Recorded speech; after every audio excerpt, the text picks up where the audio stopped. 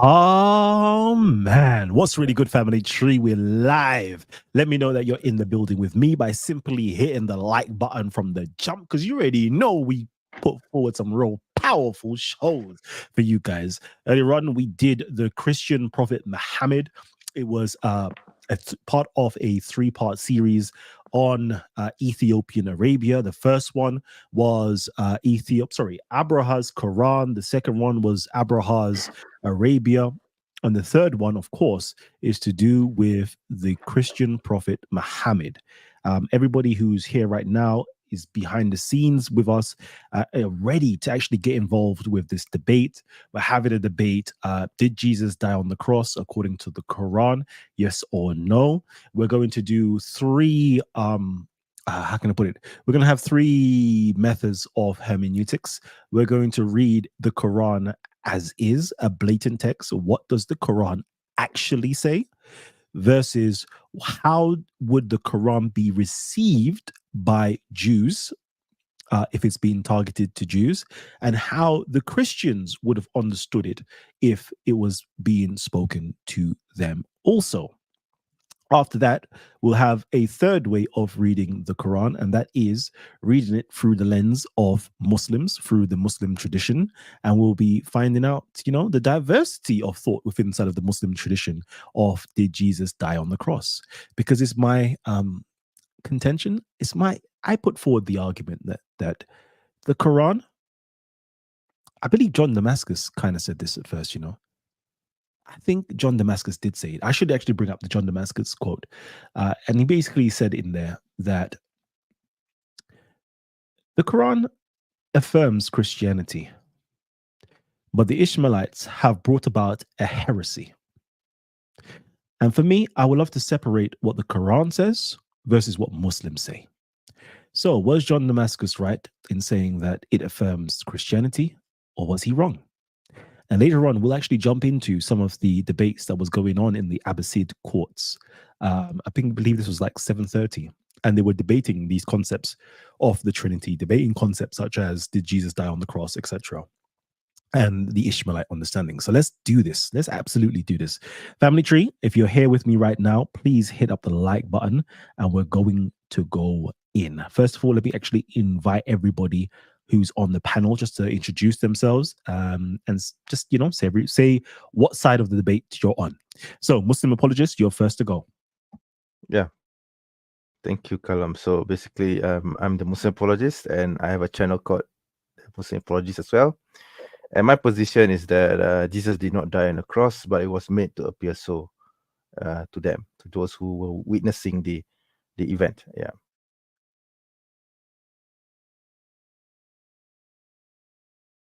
Perfect. And then can we get Akan? My position is that he died and was raised on the cross, but them killing him was appeared as so. Perfect. Ooh, that was a nice, breakdown of the nuance right there. Love that. R2? Yeah, hello. I'm just a regular Joe. And my position on situation is that the Quran does not say that he did not die on the crucifix, on the tree, right? It's been misunderstood, and I'm going to try to prove that. Perfect. And could I get, who else are we? We've got Primo. Primo, let us know your thoughts. Yeah.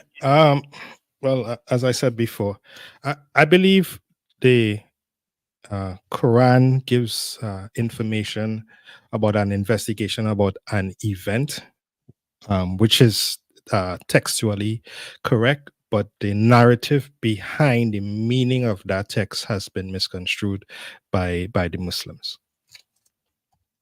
Amazing. All right. And could I get, who else? Black Intellect, Isa? Yeah, I mean, it's very clear. He was not killed nor crucified by them. And yeah, he did not die. Definitely didn't die on the cross. Is this from both biblical and Quranic? Because it says, the question just says, did he die on the cross? No, we're just asking. Is that going to be? Okay, so no, he didn't. No, he didn't die on the cross. That's it. Okay. And then we have the Most High as well, who's here. I don't know if he's actually here. And we also have the Black Jesus. So if I can get you to just unmute your mic and tell us.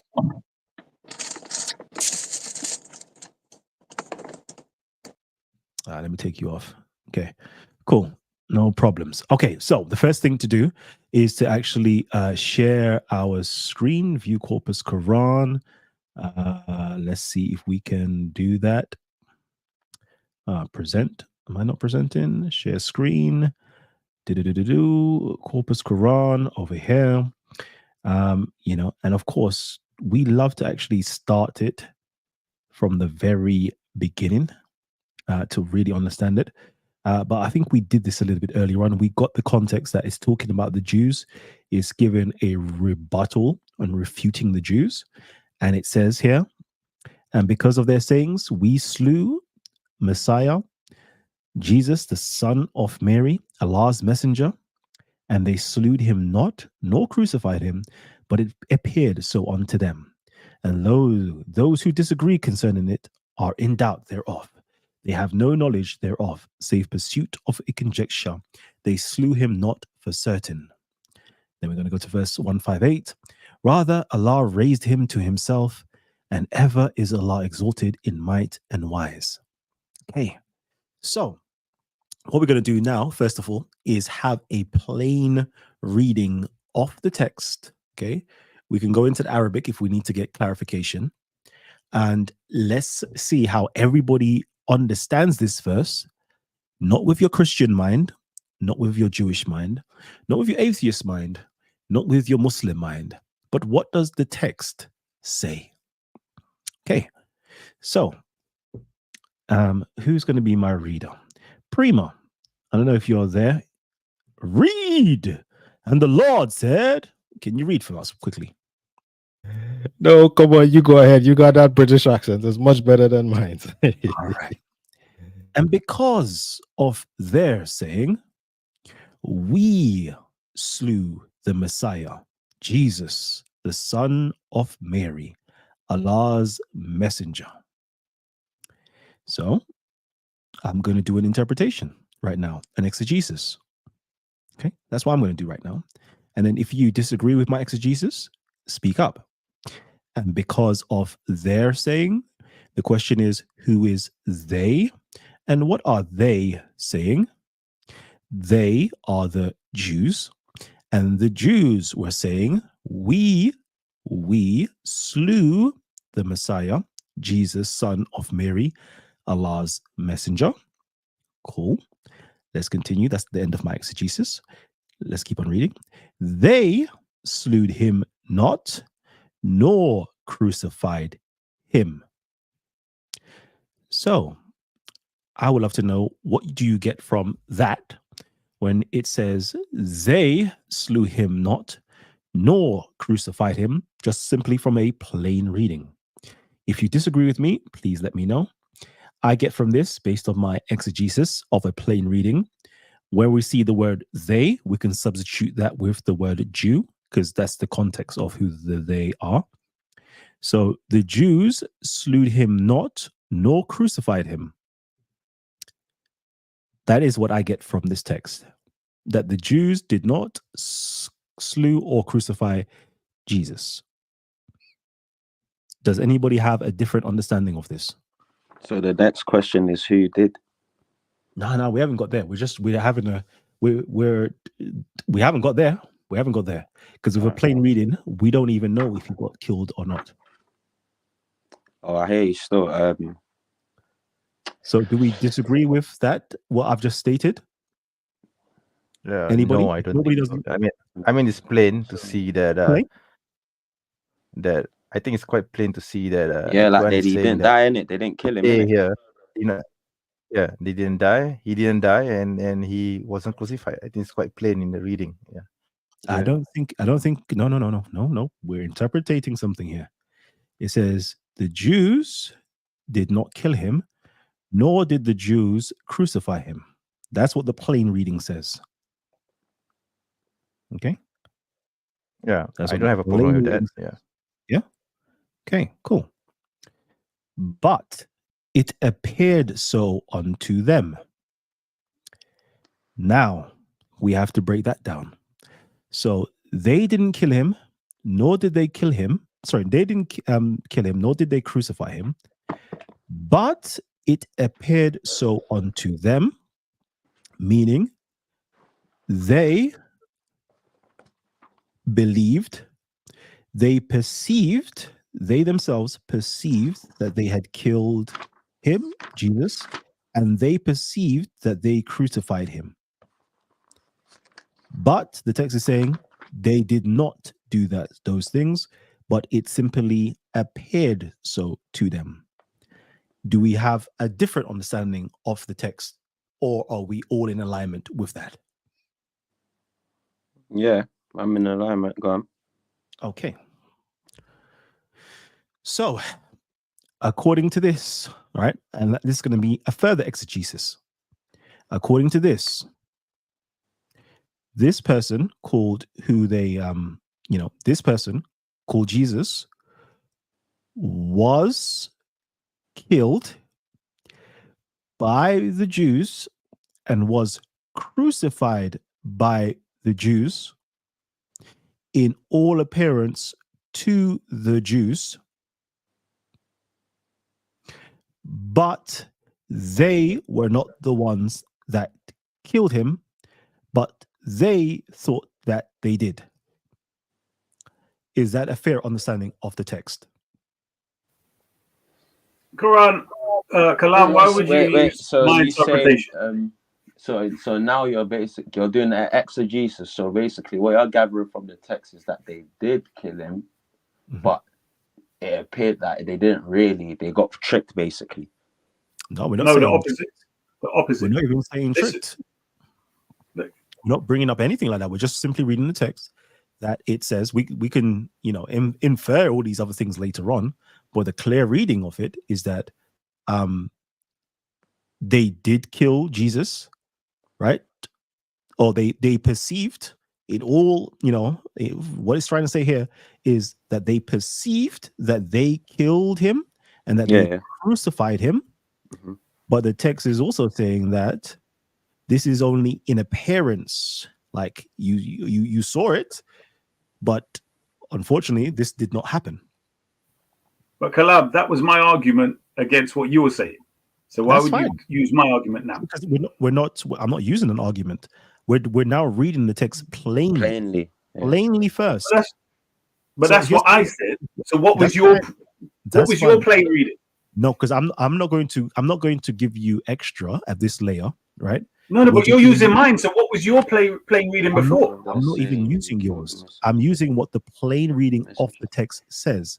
So let's read. You just said you extrapolated from what it said, what I extrapolated, which was the fact that it says it was made to appear to them so was that they thought that it doesn't say this, but this is the extra bit that I put on it, but you wasn't coming with that angle. So I'm saying, what was your original angle based upon, and you extrapolated from the text? My original angle doesn't matter at this stage. But you're going to use mine.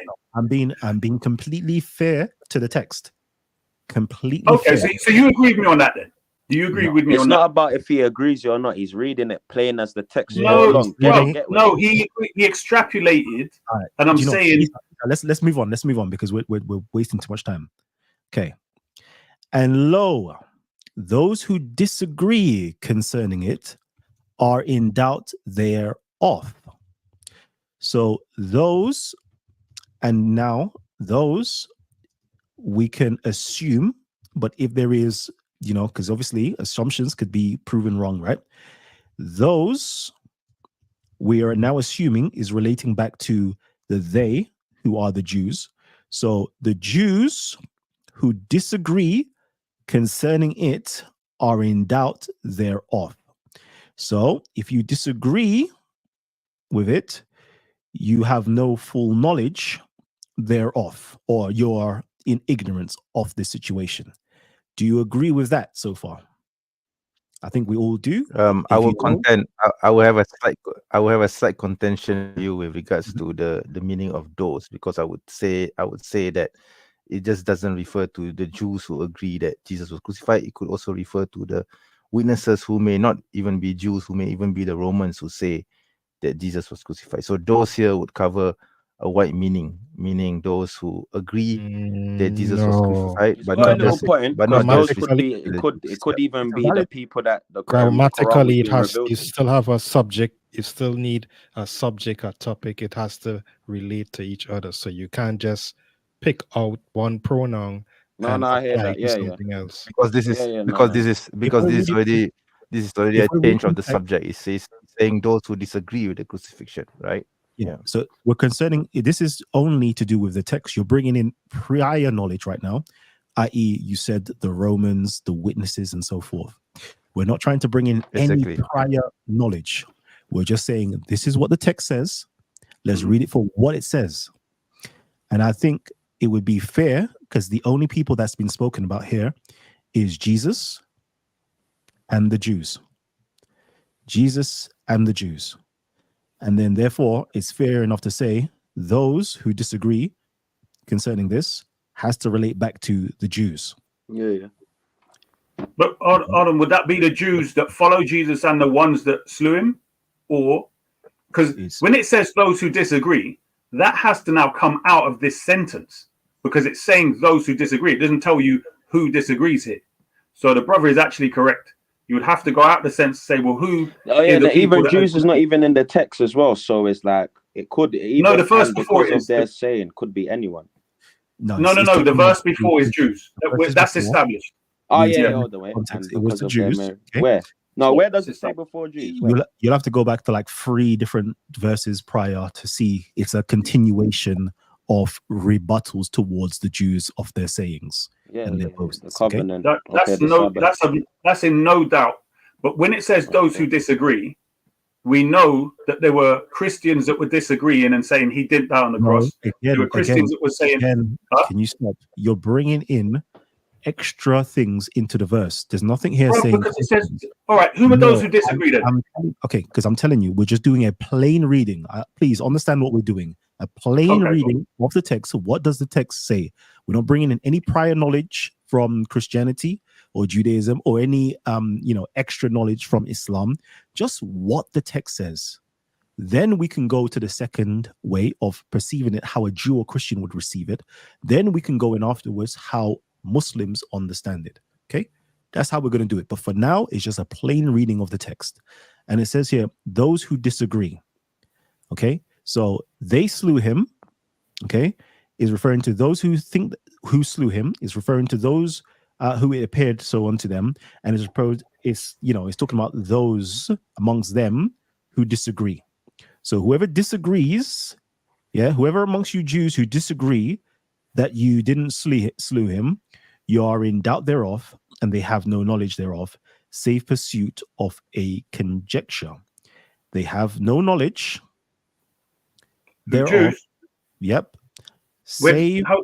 Where's the evidence that any Jews differed? Where's there any evidence in the Quran or outside the Quran that the Jews disagreed on this?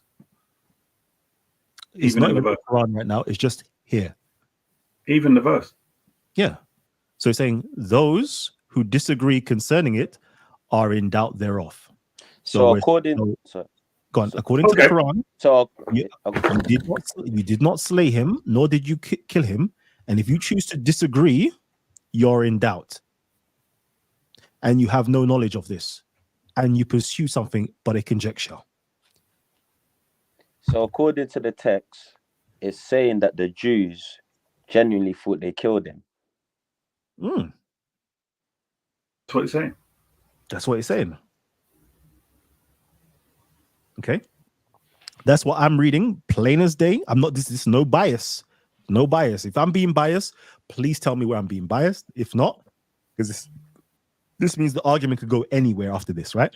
Yeah.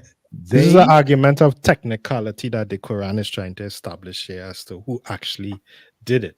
And that's the thing that when you read it grammatically, you can see the technical argument that the Quran is trying to make with the Jews, because it's just with the Jews they're having the discussion with. And the Quran is saying, no, you we know you all didn't kill him. And if you arguing with us, we telling you it's conjecture. So the Quran is actually making Primer. If it was the Romans who actually physically done it, yeah. Wait. Remember, we're not going into Romans again. You're no, bringing I know. I'm making the point, brother. I know. Until we finish, no, I don't want anything extra to be put in until we finish this, right? But you let the man do that. All right, go ahead. No, he didn't say anything extra. He said the Quran is making a technical point. Like this is part of exactly what we're reading. No, but it's not. But go on. All right. Sorry. Again, the Jews slew him not, and the Quran is even doubling down for certain. The Quran is completely sure that the Jews did not slew him. Is that a fair exegesis of the text, plain reading of just what the text says?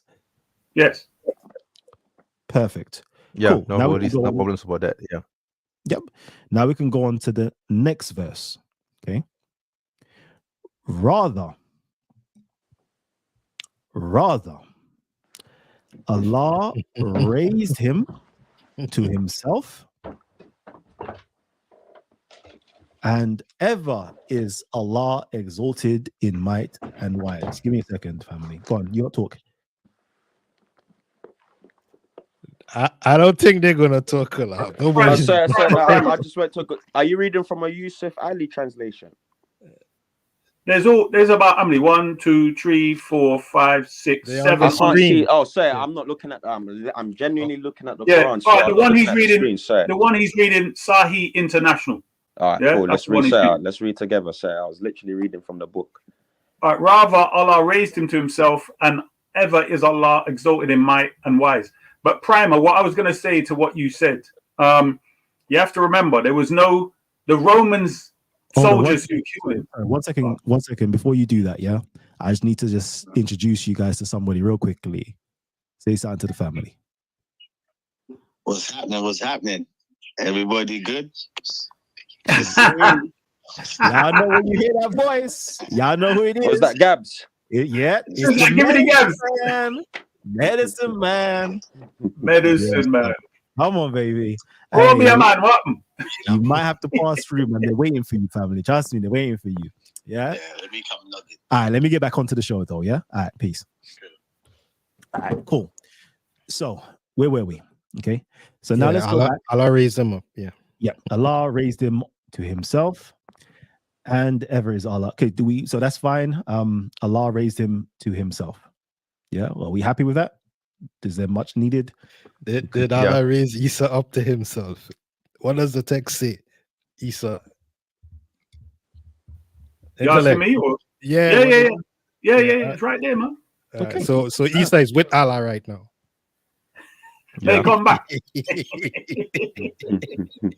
Cool. I just book my phone and leave you. Okay. Now, I want to understand how everybody understood those two verses. And then we'll go from there. From a plain reading, starting with the Muslim apologist. If you wanted to give an exegesis of it, based upon that plain reading, what did you get? Yeah, I would say I would affirm what the Quran say in saying that the Jews or the enemies of Jesus said that they have attempted or they have crucified Jesus, the son of Mary, but the Quran is saying that they, meaning the Jews, or you could even interpret it to mean the enemies of Jesus, have neither slew him nor crucified him, but it has been made apparent. So, okay, there has been, of course, discussions or debates on how that has happened, but the Quran is clearly saying that Jesus neither died nor was he crucified. And then for those who disagree on this point would be in doubt because they have no knowledge whatsoever and they are just relying on conjecture. And then the Quran affirms that again, it repeats again that Jesus was not slain, and he was most definitely not slain on the cross. Yeah. And Isa, the Black Intellect, talk to me. How do you perceive that? No, it's very straightforward as we broke it down. So yeah, the Jews, reading plainly what's there from the verses before, yeah, it says the Jews did not kill him, nor crucify him, and those who disagree, yeah, it's very straightforward, simple. Okay. And who is next? Prima? Yeah, I think I've already said what the Quran says, but let me just say my part. What the Quran is not saying, what the Quran is not saying is that Jesus didn't die and that he wasn't crucified. So let me just repeat that. The Quran in this context is not saying that the event did not happen. The technicality of this, it is trying to ascribe who actually did it, but it is discussing with one particular, making the argument against one particular, in criminal, what do you call it, suspect, one particular suspect, that, hey, you saying you did it? No, it's not you. We know that for sure. But it's not saying that the event it did not happen. Jeez. I love that. We call that negative something. It is a negative reading of the text. So what is the presupposition of the text that's not being said in the positive, but what can you deduce from the negative? Love that. Love that. That is a brilliant reading of the text. I can't even lie. I might be being biased, but I really do think so. All right. Akan, talk to me. What do you get from that? Yeah, pretty much what you're saying. And in reply to the other guy when he's saying it could be Romans or the enemies, I like the way how he worded the enemies. Yeah, that's a good way to put it. But you've got to remember in Surah 4:153, it says the people of the scripture. So in context, it's not even talking about Jews per se. Really it's talking about Beni Israel, innit? But yeah, that's my take on it still. All right, brilliant. I love that. Yeah, that clarification is good. R2. Yes. Yeah. So it seems like Muhammad is talking to the Jews who believe that they killed Christ, right? And then he goes on to clarify to them. He says that you did not slew him, which in my mind means you did not kill him. It doesn't say that he did not die. It says that you did not kill him. And then it goes on to say, nor did you crucify him. But to understand that, what he says there, we have to understand what he means by crucify. So it seems to me like Muhammad is telling him, look, because you believe you killed him, you did not kill him, and that's just conjecture. But he never said that he didn't. He never said that Christ did not die, but he said they did not kill him. That's how I take it. Okay, amazing. Gabs, I know you've come in late. I don't know if you have anything to say. Yeah, I do actually, because this is actually one of the topics I brought up before. So first thing I wanted to ask on this as well is who is the person that was made to resemble looking like Jesus? Because No. What we're doing, let me just say it like that, yeah.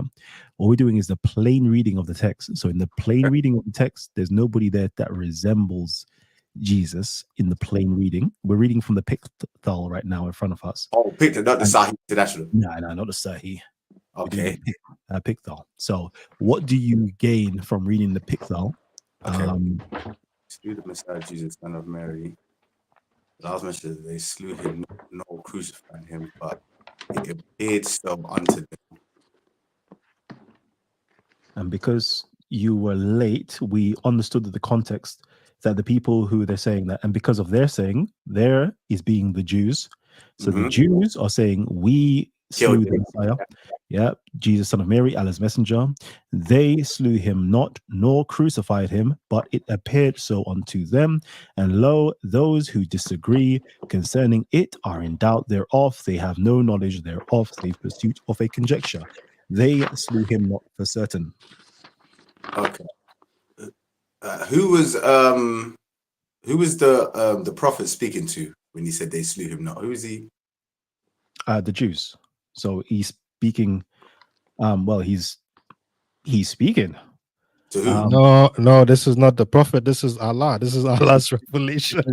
Yeah, You this can't is- say prophet. Last messenger, Jesus' son, Allah's messenger. They slew him, not crucified him. They appeared so.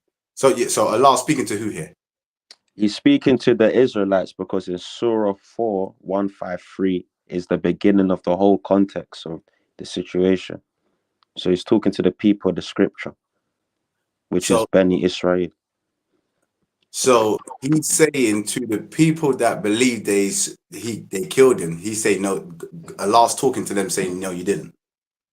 Basically, to the ones, and in particular to the rabbis, I would say to the learned men that was Ooh, no. arguing about the situation.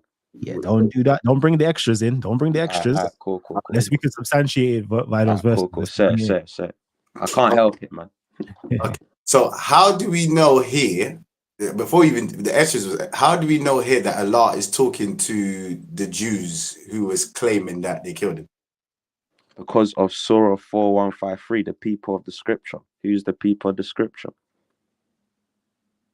Yeah, the people in the scripture are the Jews, but how do we know it's the ones that were claiming to have killed him at the time?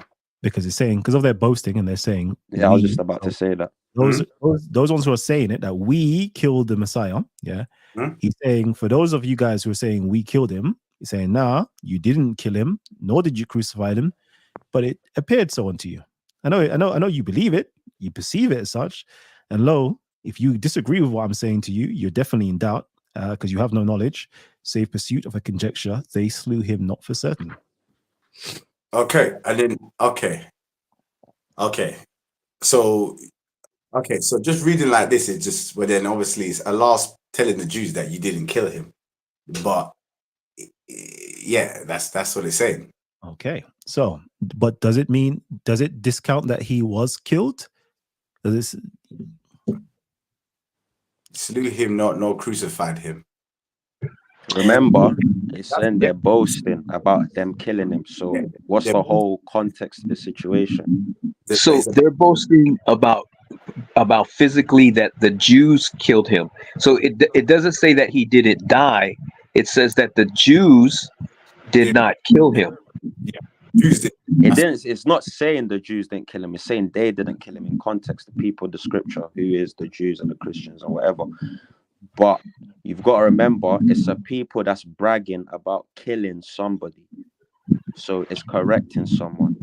Or people. Right.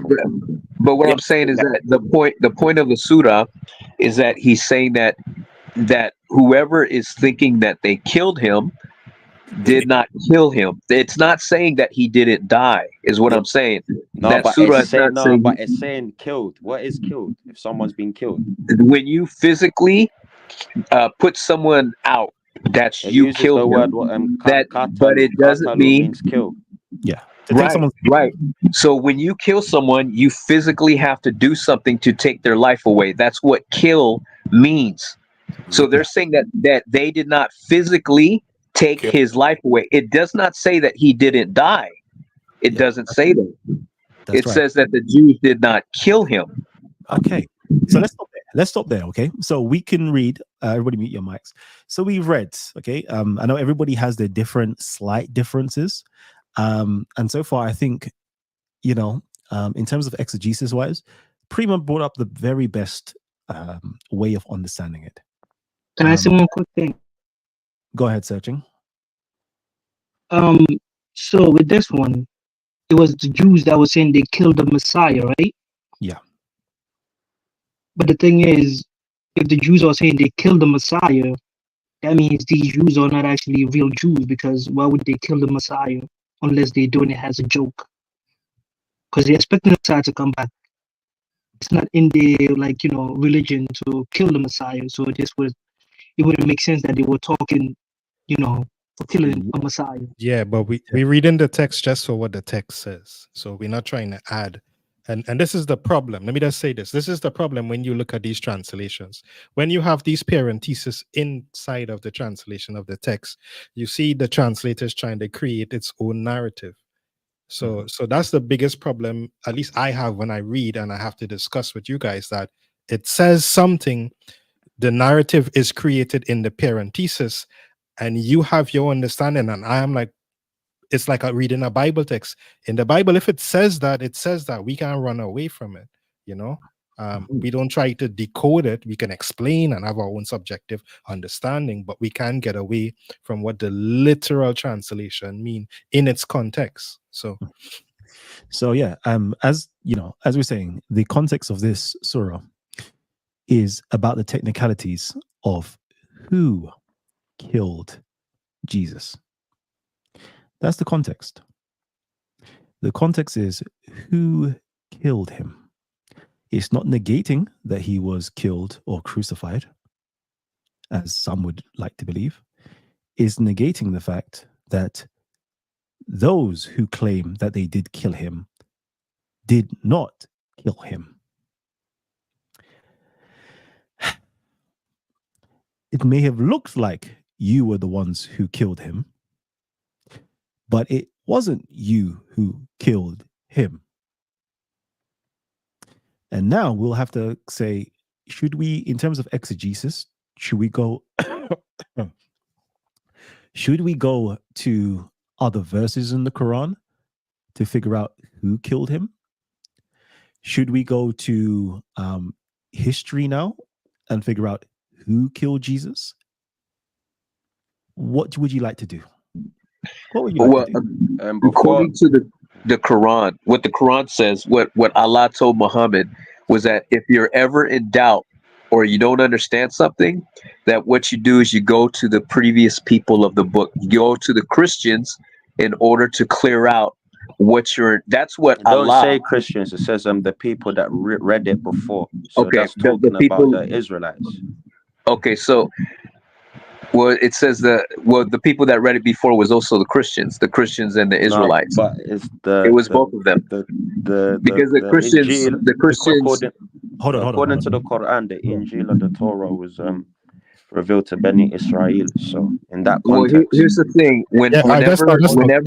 could we just get like a reference text, because it's one thing to have this particular ayah. So could we find another ayah that's kind of deep, but at least we can see the context and have a reference if there's anything else? Before we do that, I just want to know, right? First of all, are we going to? I want to know, in terms of your ability to exegese a text, where would be your next step? Everybody, I just want to know, if you are in doubt yourselves, R2, I need you to be behind. Okay. If you're in doubt, I want to know your personal exegesis. Do you now go into the actual book that is written in to get further context? Or do you utilize history to get further context? Or do you utilize a commentary or something else to get further context? So I'm going to ask that question and open it up to Muslim apologists first. Where would you go from this point? Yeah, the classical way of interpreting the Quran is basically using the Quran itself. So there's this axiom: the Quran interprets the Quran. So in order to understand a certain Quranic verse, you need to look at another Quranic verse which talks about the same context elsewhere. So you need to use the Quran within itself to interpret the Quran. Yeah. So this is how I would do it first.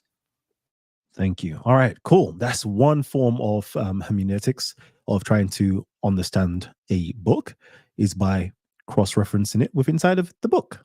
If it uses certain terminology, let's go to those terminologies. That's a good point. Isa, how would you do it? There's many ways. I'm not saying anyone is right or wrong. Yeah, no, as simple as that. I mean, there's no point, especially with a book like the Quran, flying off out of the Quran first. You'd have to do exactly what the brother said. You'd have to collate all the information regarding that. Yeah. Perfect. All right. Prima, what would be your form of exegesis? Yeah, I guess I mean it's evident what the first brother said. You know, you go to other textual contexts, on the same particular passages of the surah, if there are any other surahs that give any more information to the same event or to the same scriptures that it's being referred to. And then my next step now, I guess in its context of this particular matter, since it's a historical event, then we should be able to get historical data of an event that the Quran is now establishing some kind of excuse technical exegesis on the matter. So meaning that if the Quran says this, do we have evidence in it to corroborate the particular event? And since it's what we call like a mass event, could we go outside of the Quran now and find historical data to either corroborate or contradict the event that it's trying to establish? All right, perfect. And I can't even get you yet. I've got to take somebody off. Let me get R2. R2, talk to me. Yes, what I would do is I would use the Bible, the Quran, history, and logic. Those are the 4 sources that I would use to figure out what the surah is saying. Which one would you go to first? What would be your first point? Because I'm Christian, I would go to the Bible, and then I would go to the Quran to see if what the Quran says about it, and then I would go to history, and that's just because of my own personal bias. The Bible, then I would go Quran, and then history, and then just use logic to figure out what makes sense. Cool, perfect. I like that. I like the way that you acknowledge your bias. I respect that. Perfect. I can. Hello. Yeah. Pretty much. Basically, what I would do is I would first, before going to anything outside, I would still look for context in the Quran. So technically, I'll be doing tafsir on the Quran itself. But if I'm clueless and I don't know what to do next, then I'm going to go into historical context. Oh, right. Perfect. Thank you. And then Gabs, what are you saying to me? Yeah. Because we're dealing with the verse and the matter from the Quran, it would be look for further information in the Quran. So it would be Quran. Then I'd go to the Bible to see the correlation, and then I'd go into history, and then from the history, then you would come with the logic, like the brother was saying earlier. So it would be Quran, Bible, history, logic. Okay. Cool. Searching. I'll go with what Primer said. All right. See, Primer, they love you, Ayat, how would you? Hello. Hey. What would be your next step to try to understand this verse? Okay. First of all, greetings to all of you and your viewers. Peace. So I wasn't following. I just joined. Okay. So if it's about this verse, I'll go with what the Quran says. The Quran said he did not. They did not kill him. Neither was he crucified. So I believe he did not die on the cross, but he did die after, because Allah raised him to himself. Okay, cool, perfect. So, Kalam, how would you do exegesis on this? First of all, I'll go inside of the surah itself. I'll see what is the surah saying itself. Then I will come with the presupposition that the Quran is a complete compiled book by one author. So therefore he has a coherent thought, and you can find other things within it. But is the Quran by one author? That's another question. Is it coherent? That's another question. All right, cool. All right, let's just roll with the normal presuppositions. I would then go towards the verses thematically. Thematically, meaning I will go for verses with Jesus in it. I will look for verses with the Jews mentioned. I will look for key phrases such as kill and crucify, and see if we can have anything. Oh, and things like, other little key verses, keywords in there, like knowledge and assumptions, and it appeared. So I would understand the full context of what those words mean from a thematic perspective. And then that should give me further light onto this particular verse without even having to go anywhere. Reading the Quran from its Quranic perspective. Cool.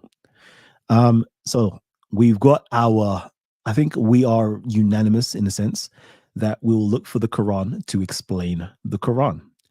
I'm jumping out right now and I'm going to let you guys take over.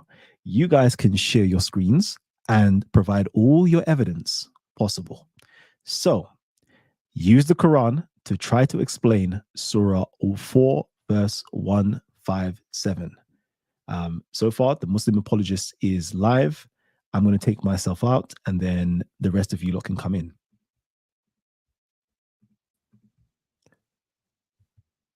Go ahead. Don't you all speak at once? I'm waiting for who throws the first stick, man. Moses.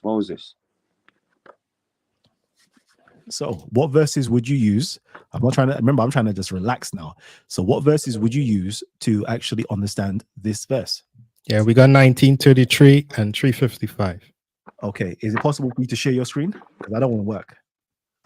Come on, man. I'm always working when I come up. They always pick me. Nah, man. I've done it. Yeah, every occasion. Ask them. Have mercy. All right, no problem. I'm doing a whole 2-hour show.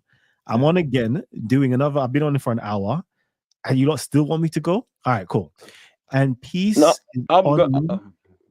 Peace on me the day I was born, and the day I die, and the day I shall be raised alive.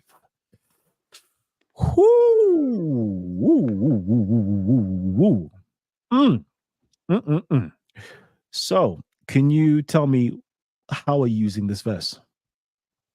That's a good one still. Yeah, it's just simply speaking about the future when he says the day I die and the day I shall be raised alive. He doesn't say that he died. It's too fast. Basically, Primal, it's good. It's a good verse to bring, but it's the alive bit. You gotta read something before that. But it's still talking about death. So Primal still got a point. What's the context of the scripture? So let's get the context of it. I mean, I just pulled one verse, so I don't want to cheat because cool. I would go to Surah 355. No, I need this to be explained. You've pulled this. Cool. Yeah. What does it mean? Yeah, we're 1933, right? Yeah, 1933. What does this mean? Yeah, okay, cool. So let's pull it because I'm just gonna do the exercise just like so. Let me just pull it on my end. Sorry, the screen kind of small. 33. All right.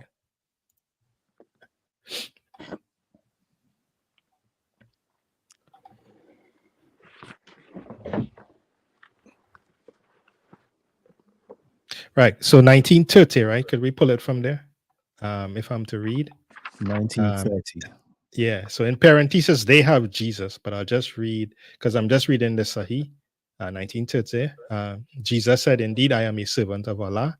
He has given me the scriptures and made me a prophet. And he has made me blessed whenever I am and enjoined upon me prayer and zakah as long as I remain alive. And made me dutiful to my mother, and he has not made me a wretched tyrant. And peace is on me the day I was born, and the day I will die, and the day I am raised alive. This is Jesus, the son of Miriam, the word of truth about which they are in dispute. It is not for Allah to take a son. Exalted is he when he decrees an affair. He only says it so it be, and it is." So can we deduce that it's talking in its present text or future? So if I'm to entertain the argument, is it talking as in Issa's present time there when about Issa when he was alive, or is it talking about a future event? It seems I'm going to give you my context. Yeah, no problem. As though peace on me the day I was born. So I'm assuming the day that I was born has already happened, and the day I die, I'm assuming that you're still alive. Yeah. And the day I shall be raised alive. So what does that mean?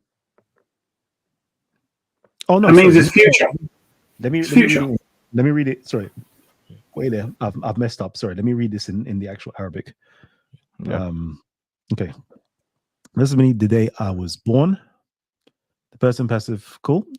The person singular passive perfect verb. Cool. And the day I will die. Imperfect verb. Let's just quickly do imperfect verb. Let's do a quick Google search of an imperfect verb. Imperfect verb that The combines. action hasn't been completed. Huh? Okay. It says here. Imperfect verb. It means the action hasn't been completed. It's a future. It says here an imperfect verb is a verb form that combines a past tense and an imperfect aspect. It can be used to describe an action that happened frequently or over time, or an action in progress in the past. For example, was walking or used to walk are both imperfect verb forms. So from this, I'm deducing that it's in the past. It's talking of him in the past, and it's saying that he will die, and the day I will be raised alive. No, abathu. Abathu doesn't mean raised. That's even, what's this one? Interesting. That's what I mean. Resurrected. I guess it means resurrected. Yeah, I know. I was waiting for that word to come up. Interesting. I was waiting for that word to come up. Yeah, so what you're saying, he said he died in the past? Well, that's even trouble now. It's getting sticky still. Yeah, it's getting sticky. No, this is basic. This is so basic English and Arabic. So what are you? I'm even trying to find this word now. Hold on. Does anyone know what an imperfect verb is? All right. Does anyone know what a verb is? It's a doing word. Okay, it's an action and doing word. So if something is perfect, what's a perfect verb? Like fighter, I think. No, a perfect verb is an action that's already been completed, so it's past tense. Actually, I know. I'm not talking about. Yeah. No. I'm saying the term No, imperfect explain to and me. perfect. Yeah. So Explain. a perfect verb is for it to be an action word to be perfect. It's meaning it's completed and finished. So it's past tense. Yeah. Imperfect means it's either an ongoing something or it's in the future. So that's why it's imperfect, because it isn't finished yet. It's an action that either is ongoing and hasn't been completed, or it's going to happen in the future. Do you understand? So you see that has the ongoing hasn't completed. What would that mean then in the verse? Right. So this would have to be, it's a future. No, because I said there was two. So an ongoing something could be you're building a house. So you're in the process of building the house continuously, but you haven't finished yet. Then you can say once you've built it. I get what you mean. Still, I get what you mean. It's future tense. Still, yeah, I get you. Still. Yeah. So that's why imperfect had the term imperfect. You got perfect verb. Simple as but that. it's not helping in the sense of all right, sorry. It's not what I'm saying. It's not helping even if you say it's future, because remember this is present tense. That the conversation is in the present tense of the speech. Raised. It's not a past. No, bruv. Listen, he's saying peace is on him the day he was born. So that day that is the past tense that he was born. But who is speaking? Jesus. Isa speaking. So he's alive, right? So he's saying peace is on Allah, me. Or is Allah narrating the conversation here? Right. So Jesus is saying, No. Allah's speech. Hey, Isa, be careful. Allah's speech. Yeah. Isa, be careful. Be careful. It is Allah's speech. Allah is the one who's narrating. It says he has made me. What do you mean be careful? It says peace be on me. Because if you read 19:15, if you read 19:15, remember, and salam be on and salam be on him the day he was born and the day he. No, this is talking in third person. Yeah, it's talking in him. Yeah, sorry, my bad. My bad. My No, bad. brilliant. Sorry. Because what I'm saying is, and this is one of the things here. Just think of it like this, my brother. Yeah. The How Yubafu exactly is different what? though. Huh? Yubafu is different. The raising in John the Baptist one is different from the one in Isa, but really Isa's talking in first person. So Right. Let's go to. So you know that's gonna be a problem if we say it's Isa speaking. But anyhow, I'm gonna run with it. I'm not gonna just do that. But here's my question, right? If I'm to analyze the text, if we say it's Isa speaking, at what point in time is his speech being articulated? What does that mean? At what point in time? Like before? If I am speaking and I am saying, and let's just say I'm putting myself in the text, and I'm the one who is saying this speech. Yeah. The death part has not occurred as yet, so it is still future.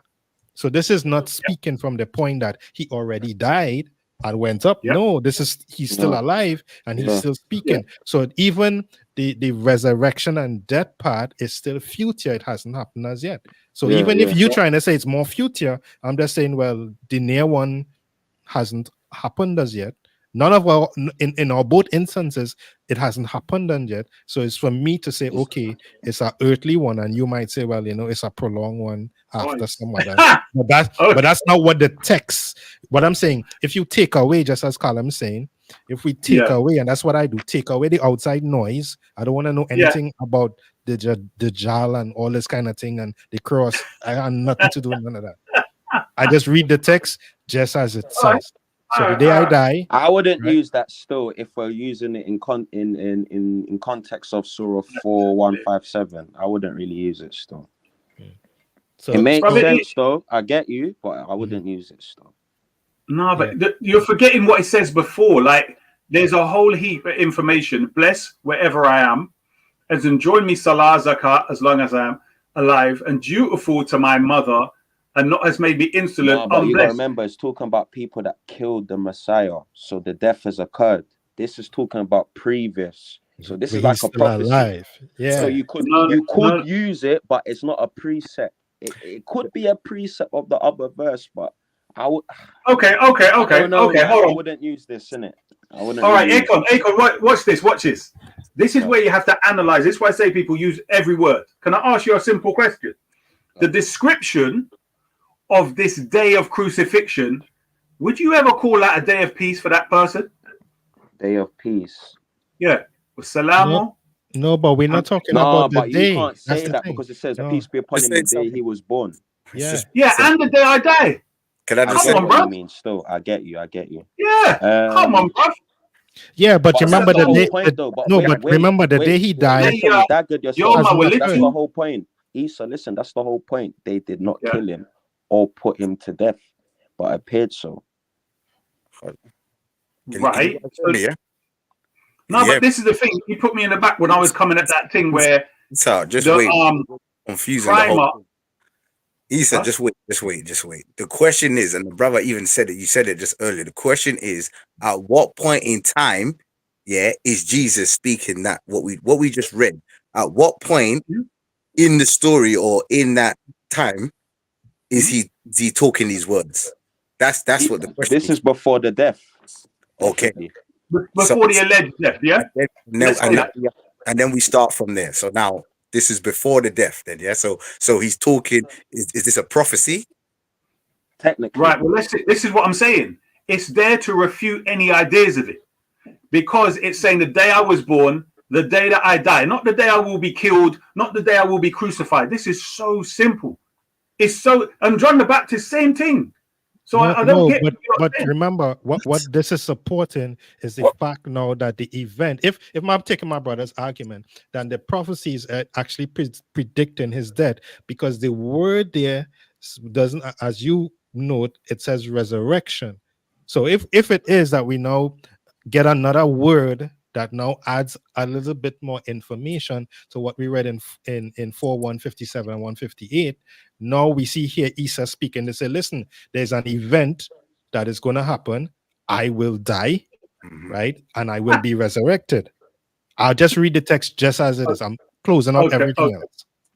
Okay. So, Kalam, am I being fair with it? Yes. No, hold on. One sec. Brother, if the whole Quran is giving you this theme of everyone being resurrected, everyone, he's just telling you about his personal situation of him being at peace.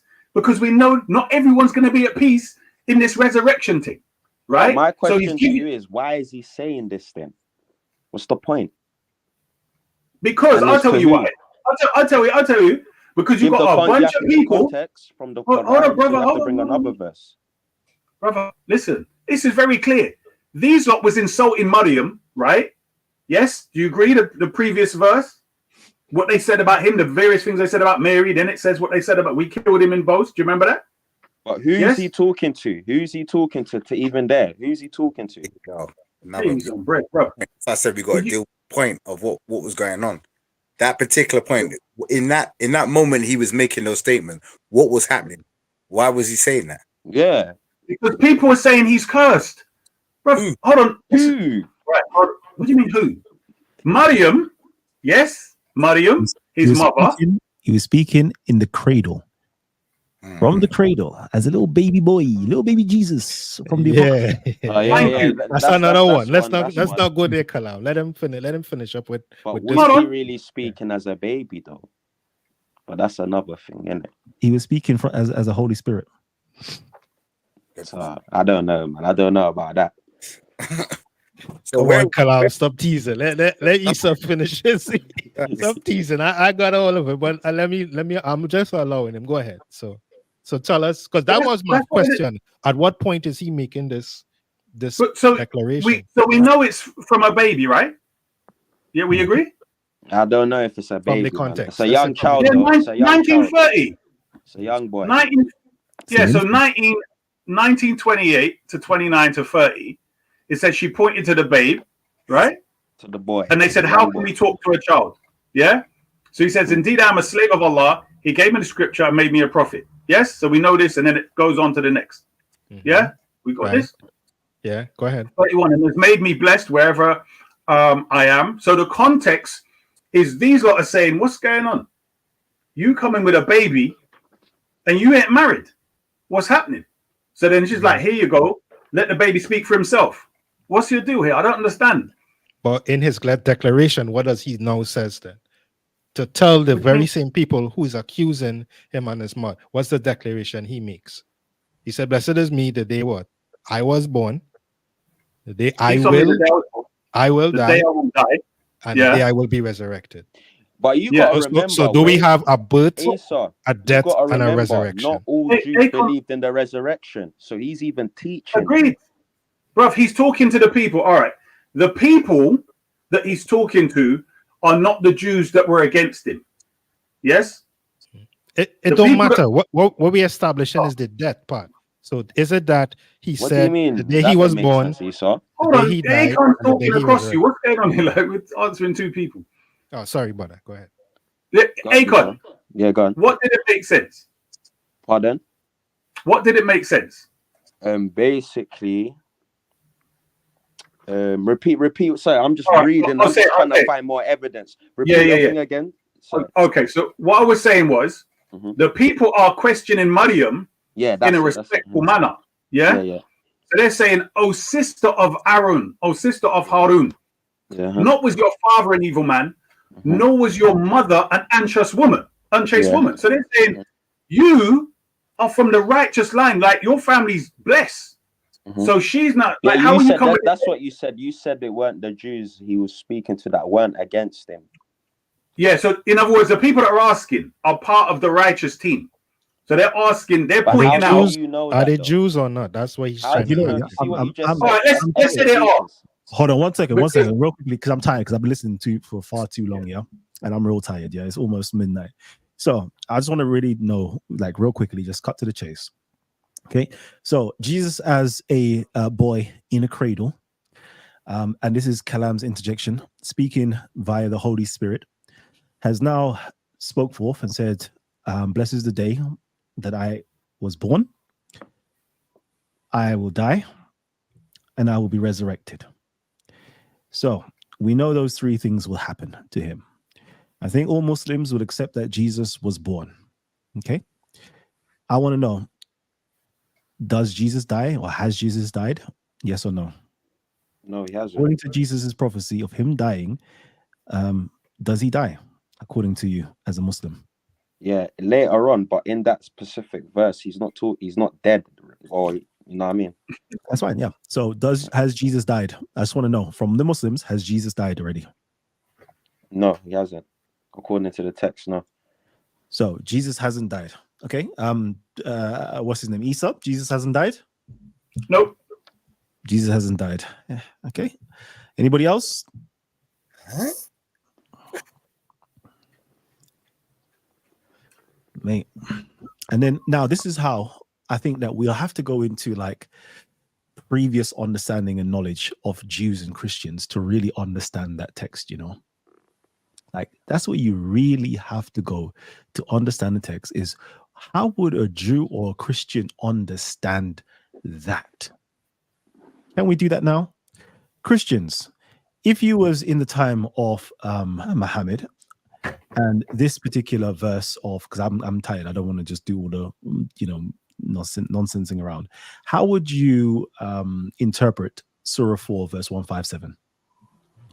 Yeah, let me be quick. So that's in the context of the Jewish understanding of if there was or is a resurrection. Yes, we have scriptural textual reference to indicate that the Jews, there was even questions they asked Christ. I'm just side information, right? They asked Christ. The Sadducees didn't believe in a resurrection. The Pharisees did. But one scriptural text, I'll just paraphrase it quick, that comes to mind. When Jesus went to raise Lazarus from the dead, and he was late, his sister came and said, Lord, I know if you was here, that he would be alive. But I know that we will see him in the resurrection. So that particular passage, it's in John. I think this is John chapter 11. You can, just for reference. So we see the understanding from a Jewish background that they do have an understanding of a resurrection. Other than that, why would she be making a statement, and why would they be asking Christ about if one guy leaves a wife and he marries 7, who is in the resurrection, these kind of references. So from a Jewish understanding, if Isa is making this statement that, hey, the day I was born, the day I will die, and the day I was resurrected, even from the Jewish perspective, that understanding is there, that death also has a resurrection with it. That's just my point. Okay, I'm going to give something real quickly, share my screen, and I'll tell you how, if I was a Christian, this is exactly how I would understand this text.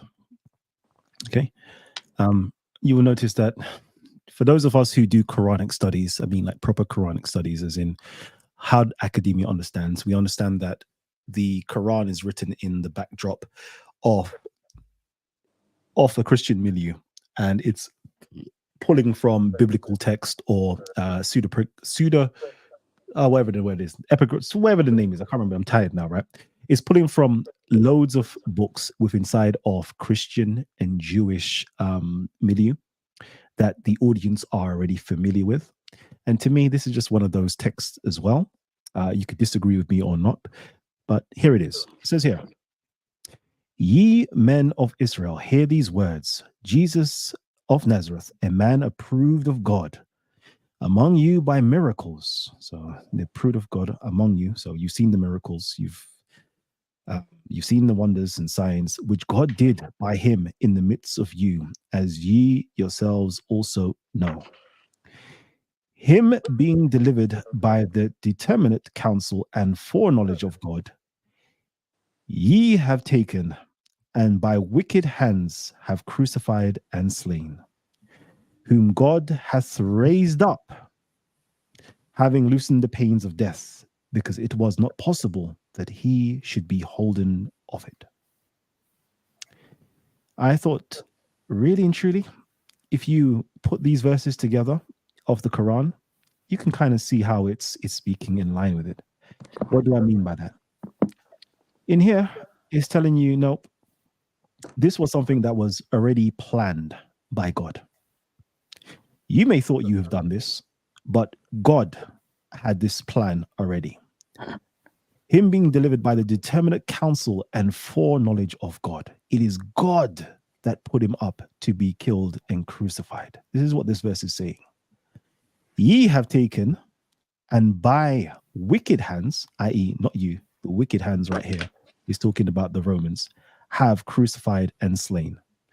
The next verse the Quran talks about, after the whole killing and slaying, is that God raised him. And it says here, and whom hath God raised up, having loosed the pains of death, because it was not possible that he should be holden to it. It's very poetic and beautiful. I know I may not have explained it fully because I'm tired right now, but it's very poetic and beautiful if you really understand the context of what it meant for the Jews to have killed and crucified Jesus. What it means and what it means for Christians, and if Christians don't understand this, Jesus was willing to lay down his own life. Nobody had the power to take his life. He was willing to lay down his life. He was willing to follow the plan of God, to break the curse of death. Not just physical death, but spiritual death.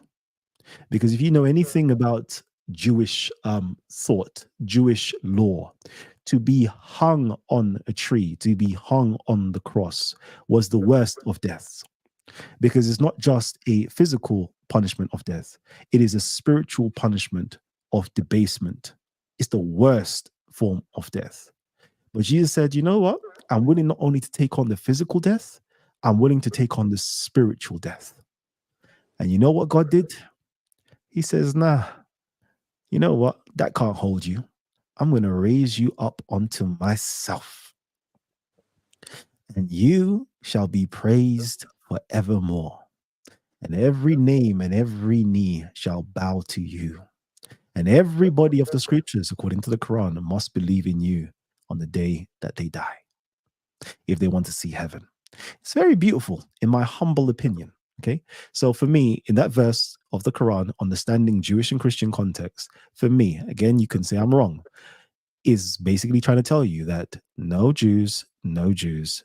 You may have thought you have killed him, but it wasn't you who killed him. It was my plan for Jesus to die. It was me with my foreknowledge and my plan that delivered him to die. In fact, it wasn't even you that slain him. It was actually the Romans, by the way. That's just a counterpoint. Yeah, that I don't think the Quran is trying to make, but that is literally a counterpoint in there. It's actually the Romans that used their hands to slay him. Yeah, that's why the other guy made a point. Because you yourself didn't do it. It was God's plan. And that's the whole teaching of the Christian text. If you read the Quran in a Christian lens, that it goes it goes well in line to say, in various other verses as well, it tells you that it's God that inspired the council to put Jesus to death. It's God that told the high priest to, better for, Jesus to die for the nations. This was all inspired. So it was never the Jews putting Christ to death. It was never the Jews killing and crucifying him. Rather, it was God's plan for Jesus to die. That is me. That is me. You can debate that amongst yourselves. I'm going to remove myself. And yeah, let's go. Okay, so you gotta nominate a referee first, man. Otherwise, Yeah, it's gonna be a Royal Rumble, you know. Let me just read this Bible. All right, let's read this Bible verse here. Primus, you, and then Gabs. 5 minutes, yeah, and yeah, you already know, man. You already know. Rebirth. Now let the Muslims and them speak. You spoke enough. Cool. So, Thank you very much. Thank you. Yeah, no problem. All right, so Kalam just showed you. Primus the judge. Bye. Yeah, okay. I got a whistle. Go ahead. Thank you, brother. Yeah, so Kalam just showed you what Acts said and what others have said. Now that supports the Quranic record and words which say that was made to appear to them so. So yes, in the Bible, people are gonna write, yeah, he died and so on and so forth, and create a whole Roman pagan philosophy out of it, death and resurrection, etc. However, also in the same Bible, Hebrews chapter 5, verse 7 to 8. Who in the days of his flesh, when he had offered up prayers and supplications with vehement cries and tears to him who was able to save him from death, and was heard. Because of his godly fear, though he was a son, yet he learned obedience by these things which he suffered. So we know, according to the Bible, that he didn't die. And it wasn't God's plan, as what he read. So this is why the Quran is always to be a book, which is the overseer and the criterion. So what the Quran states, and when you summarize and extrapolate what the Quranic verses are collectively saying, you will find it confirmed in every book or every perspective that's making that claim. Thank you very much. So yes, we can look at that side, but here we have the Hebrews confirming that he didn't die and he was saved from death, and there was no plans from the Most High God for him to die on the cross. Sure you want to? Primer. Sure you want to? Wait, Sure you want to Primer, use that? Are you judging? Are you, No, Primer, I just are you want to do judging? the time, but I just want to ask him one question. Are you sure you want to use that book and to make that point? To in make the Hebrews argument. chapter 5? That's why I don't even know why he's using the Yeah. Bible. But Yeah, because I'm if you ready, go man. to 8 and 9, it's going to rip you out even verse 1, chapter 1, even before you reach 5. But anyhow, go ahead, Kalam, your turn. Yeah, cool. Isa, cool. Surah 3, verse 45. Can someone put it up on their screen? Or we read along? 3. Yeah, I can't put it on the screen, but I can read it. You Cool. You see 3:45, yeah, or 35? Yeah, Surah 3, verse 45. Cool. You see the ending of the ayat, yeah? The word that's being used is al-muqarrabin. Al-muqarrabin, like those who are close, those nearest to him, yeah? Do you know the root word for that? Do you know the root meaning for that word? Yes or no question?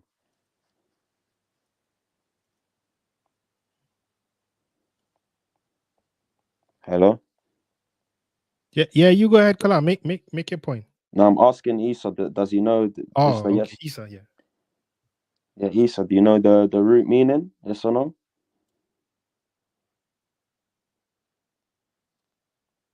He might be away. Cool. Well, the root meaning for al-muqarrabin is qarib, which is to offering, a sacrifice. So technically, Isa being closest to Allah, the root meaning links to a sacrifice. So it's closeness and nearness, but how? And the root meaning kind of explains how. Do you get what I mean? Yeah, but you know, in the Islamic narrative, they're not going to interpret that text. No, but it's not about the narrative. It's about the Quran, reading it from the book itself. So remember, what Callum brought up is a good point about going into the grammatical language. I would do that as well. I would apply that principle as well. So I'm using Surah 3, verse 45 as a precept. So the last word that's being used is someone that's near to Allah. But the root meaning of it means an offering or a sacrifice. Surah 4, hold on, Surah 5:27. So everybody knows I'm not capping.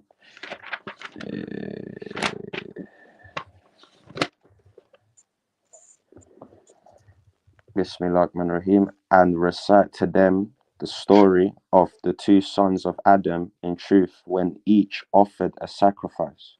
The word that's being used here is karaba. Karaba and karaban. That's like a sacrifice. That's the root word of Surah 3:45. Was it? Was I reading from? No, you said 4:45, right? Yeah, Surah 3:45. Yeah. Oh, 3:45. Yeah. Okay. So the nearness. What I'm saying is the nearness is offering oneself in the cause of Allah subhanahu wa ta'ala. Basically, he died a mujahid. Like, yeah, that's how I would take it.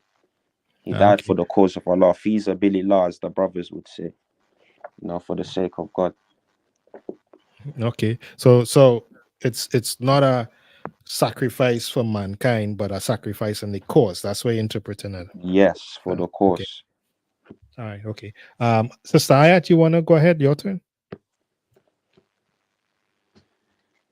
Hello. Yeah, go ahead. Yeah. You say what you gotta say on the. Yeah, you guys were talking about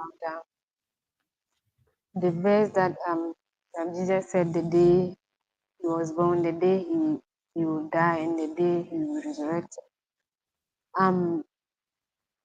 It was Jesus speaking because the people of Mary did not understand why he came with a baby without a husband. Unlike the Bible, Mary was engaged to Joseph. The Quran doesn't say that.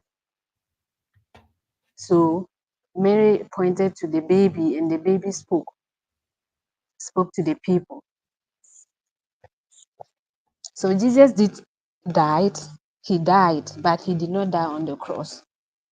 You were saying, Prima said when Jesus was talking, it means that future event will happen. And I think you mean the crucifixion, right?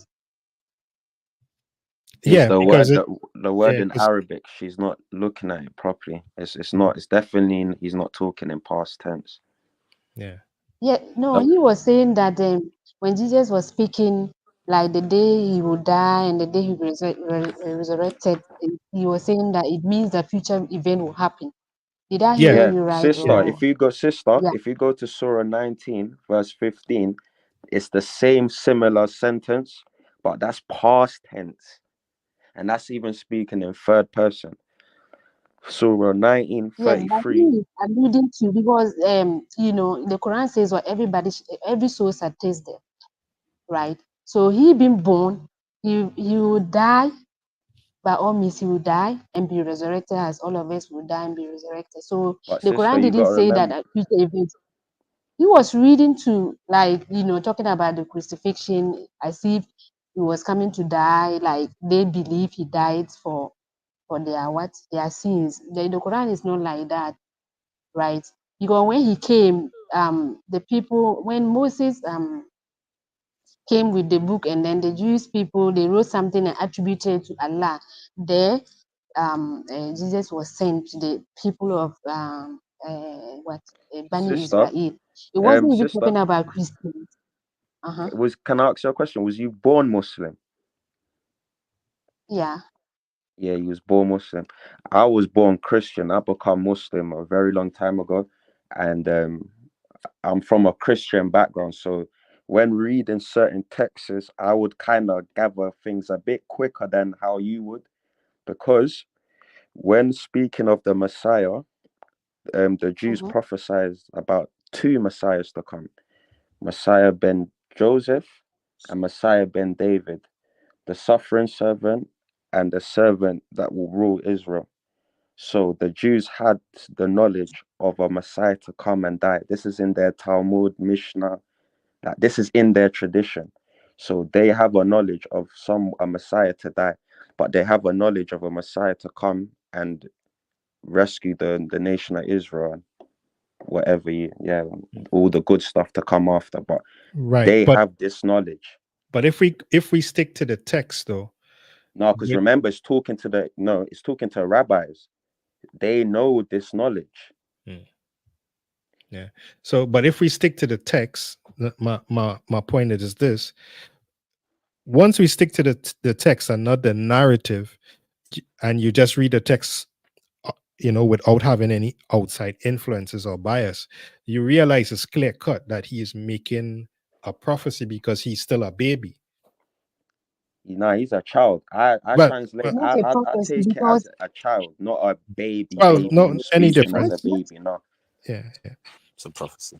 No, I'm not going to argue with the baby thing, but I'm just saying that as a child speaking, and he is saying, the day I was born, right, and the day I shall die. So you want to pull that one, and then he says the day I was resurrected. So is Isa making a false declaration? Because you don't want it to mean or say something, but that's what it's saying. Yeah. Because according Well, to the let text me of ask you Quran, guys a Surah question. Did you say 415. false? False? I didn't Yeah, get let you. me ask you. Did you say Wait, Arthur. Let's let Sister Ayat finish her thing, because you can't interrupt it, and then I'll let you come up and I thing. did So not let's hear let her you well. Did finish. you say false declaration or I didn't hear what you said. Repeat what you said. You said something. I didn't get you well. Whether you said false or you said Oh yeah, I said declaration. Isa is making a declarative statement here, right? So is he lying or You not? know what we do? You know what we do, Primer? She just came. So let's go Who's back to lying? Surah 4157 and let's read it with her, and we just take the text. I'm suggesting she's our only Quranist. So this should be a bit easy for her. Okay, well, you go ahead. Pull the text here. Cool. Let's go. Sis, you're okay with that? Because this is your time to speak. So if you want to say something else before we go to the text, you okay with that? So, sister, we're gonna read the text for how it is. That you don't interpret that. If you interpret it, it's based on the text, not your own interpretation. Yeah. Cool. Bismillahirrahmanirrahim. And because of their saying, we killed the Messiah Isa, son of Mary, the messenger of Allah, but they killed him not, nor crucified him. Oh, not but that one, Aka. And she talking about the crib one from the tree. No, because so we starting a whole new. So we're even No, we still on the one 4157. in the baby in the crib. That's what she was talking about. That's the point that she brought. Yeah, but I don't think she's getting the whole argument, because she's gonna add her own. Well, do you get what I mean? Yeah, I know, but we can't get away from that. But all right, just let her finish up what she want to say then, and then we could always, you go ahead, sis. Finish up, and then you deal with that then, innit? Because I don't think she gets what's going on personally. I know, but I mean, let's be fair. I don't want to school or anything. She, let's give her time. You want to say anything else, sis? Yeah, I was saying that like what the verse says, like when you were speaking as a baby, and then the day he will die, and the day he will be resurrected.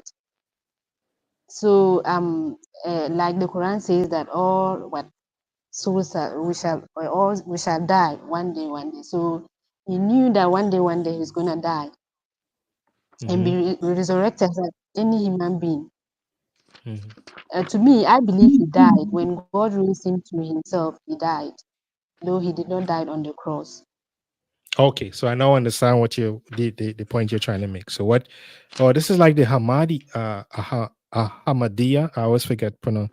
I think I've talked with him, and so you're saying that he died, and yeah, Allah because there's no raised verse him in to the Quran. himself. Allah No, says but that Surah, he's this coming back. verse says he will He's be coming back. resurrected. So what is resurrection? No, she's saying he died. That's what she's saying. Yeah, but she's saying he died and got raised to heaven. That's the Ahmadiyya view. You're right. Yeah.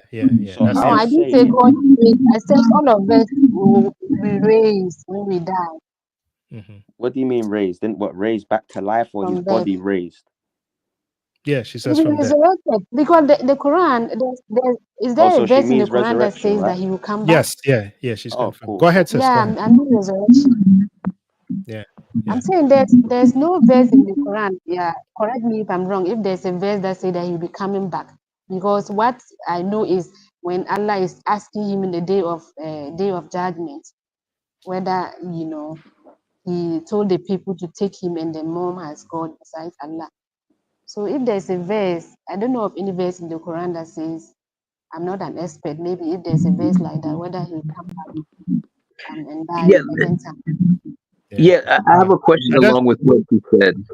Okay, that's not Arthur. Since you finished there, right? I can let Arthur get his turn now. No, we don't disagree in it. We don't really disagree. So yeah, no problem. Arthur, go ahead, your turn. Yeah, so I think we should move to another it's clear preceptor. that the surah says that Christ is going to have a time of birth, a time of death, and a time of resurrection. We can all agree on that. It's clear on that.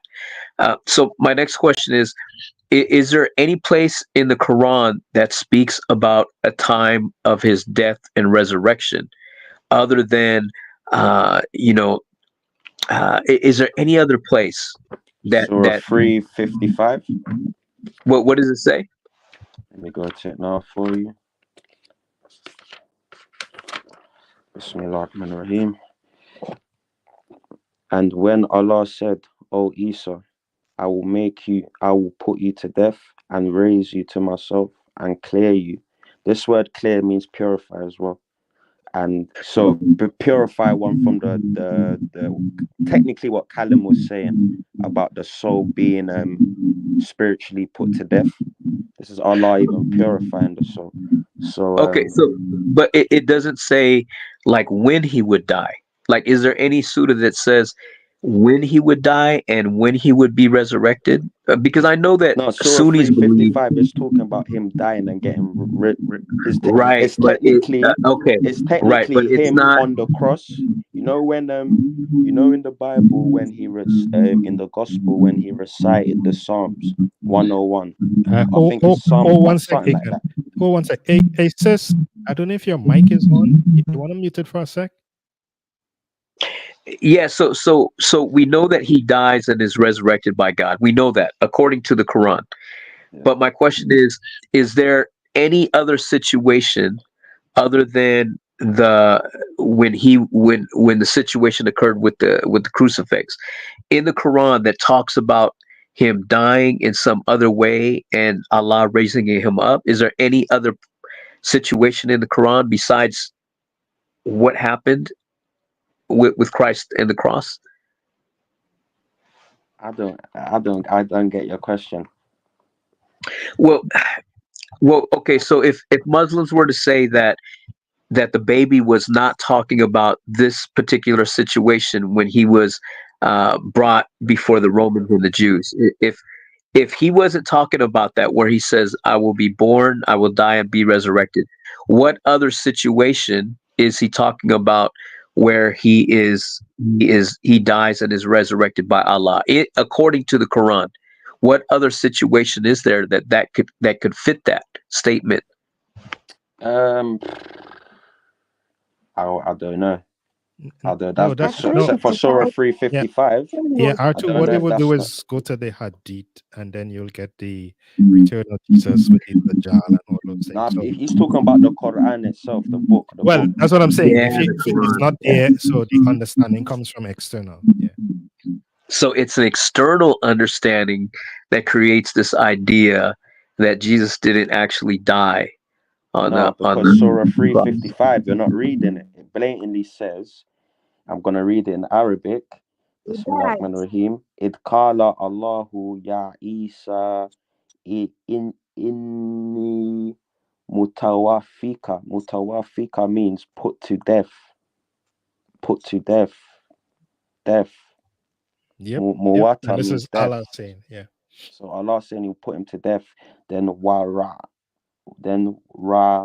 rafi'uka, and raise you.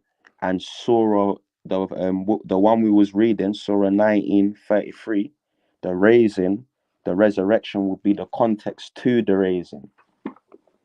So Surah 33, and peace be upon me the day I was born and the day I will die and the day I shall be raised. That's the context, because muwata, the word death is there. And instead of it being ra'afa or to raise, it's using the word resurrection. How would when a dead person dies and is being resurrected, their body goes R2, up. you wanna lower your speakers because it's reverbing. Yeah, that's when a dead person rises from dead, their body they rise, so they alive again, so they stand up, they rise. And in the Quran, with its double context, it's not just in Surah 355 when it's saying it's to raise him. I would understand it in two ways: to raise as resurrection and body, but the purification wa mutahiruka, that means to clear one or to purify one. I would interpret that as when he's being raised to heaven and out of sight, out of mind. Yeah, I would argue that he's talking about the cross in that situation, and I would use Surah 164 to Surah prove what? that.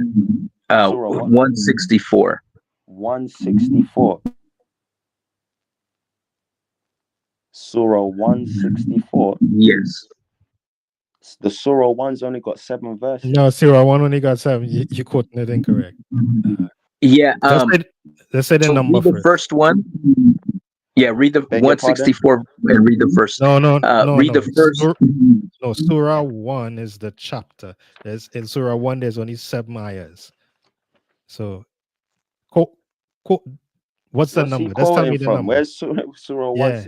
So let me go to Surah 16:4. I think he's talking about 16:4. Oh, 16:4. Yeah. Let me check. Okay. Let me check. That makes sense. That makes sense. Yeah. Yeah. Maybe I can't find nothing there as well. It's not there. Yeah. But R2, your mic and your speakers reverbing. So that's the only thing. Go ahead, you can call out the So yeah, blatantly the Quran is talking about death and resurrection. If we're gonna go into scholarly works, that's a danger zone for those who say that there's no scholar that talks about death and resurrection. So Surah 164, what it says, right? It says there's only 7 verses in Surah 1, bro. Okay, so let me quote the verse real quick. It says, what you do is read the chapter and the verse. You don't quote it. Right, I understand that, wrote it but on pen and paper. okay, yeah, I have this written on pen and paper, and I'm not that's sure. suggested, so. Yeah, so this is what it says. It says, "No bearer of burden shall bear the burden of another." This is what the Quran says. Because of that, to accept the idea that Allah would have a person. I can't correlate with you because I don't know where you're reading. R2, that's not. You have to give the correct okay, I'll have to look. 35:18. Yeah. Total different number. Yeah. What you're quoting from is not correct, meaning you don't have the right reference. I probably wrote it down wrong, but my point is that that's what it says. I probably wrote it down wrong, but that's why I spoke about Surah 3:45 about him being the nearest. Right. So let me just say real quick. So according to the Quran, Allah, being the God of justice, would never replace one person for another, and because of that, that surah where it talks about the crucifixion has to have another meaning. There has to be an alternative meaning, because that would go against the Quran and against Allah for him to replace Jesus. Another meaning? That the original verse that we started with, where it says they did not slew him, and they did not, nor did they crucify him. There would have to be an alternative meaning then, other than replacement. Surah 3:55 is the precept though of it. Right, and the reason, right, so the reason why it would have to have a different meaning is because the Quran says that he would never replace someone for another person to carry their burden. So the replacement theory has to be a false understanding. Yeah, that's out the window. It has to be a false understanding, and this is where I offer this understanding. The word crucified originally can mean two things. There's two meanings. The first meaning is that you're hanged up on the cross. The second meaning is that you're charged by Roman law for breaking Roman law. You're hanged up by the Romans and you die by Roman hands. Technically, that's what crucified can mean. So there's two meanings. So what we have to figure out is which of the two meanings did Muhammad mean when he wrote this?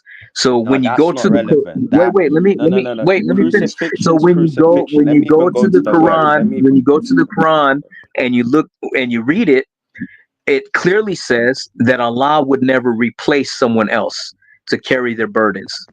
So that means that of those two definitions of crucifixion, it cannot mean that he wasn't hanged on the tree.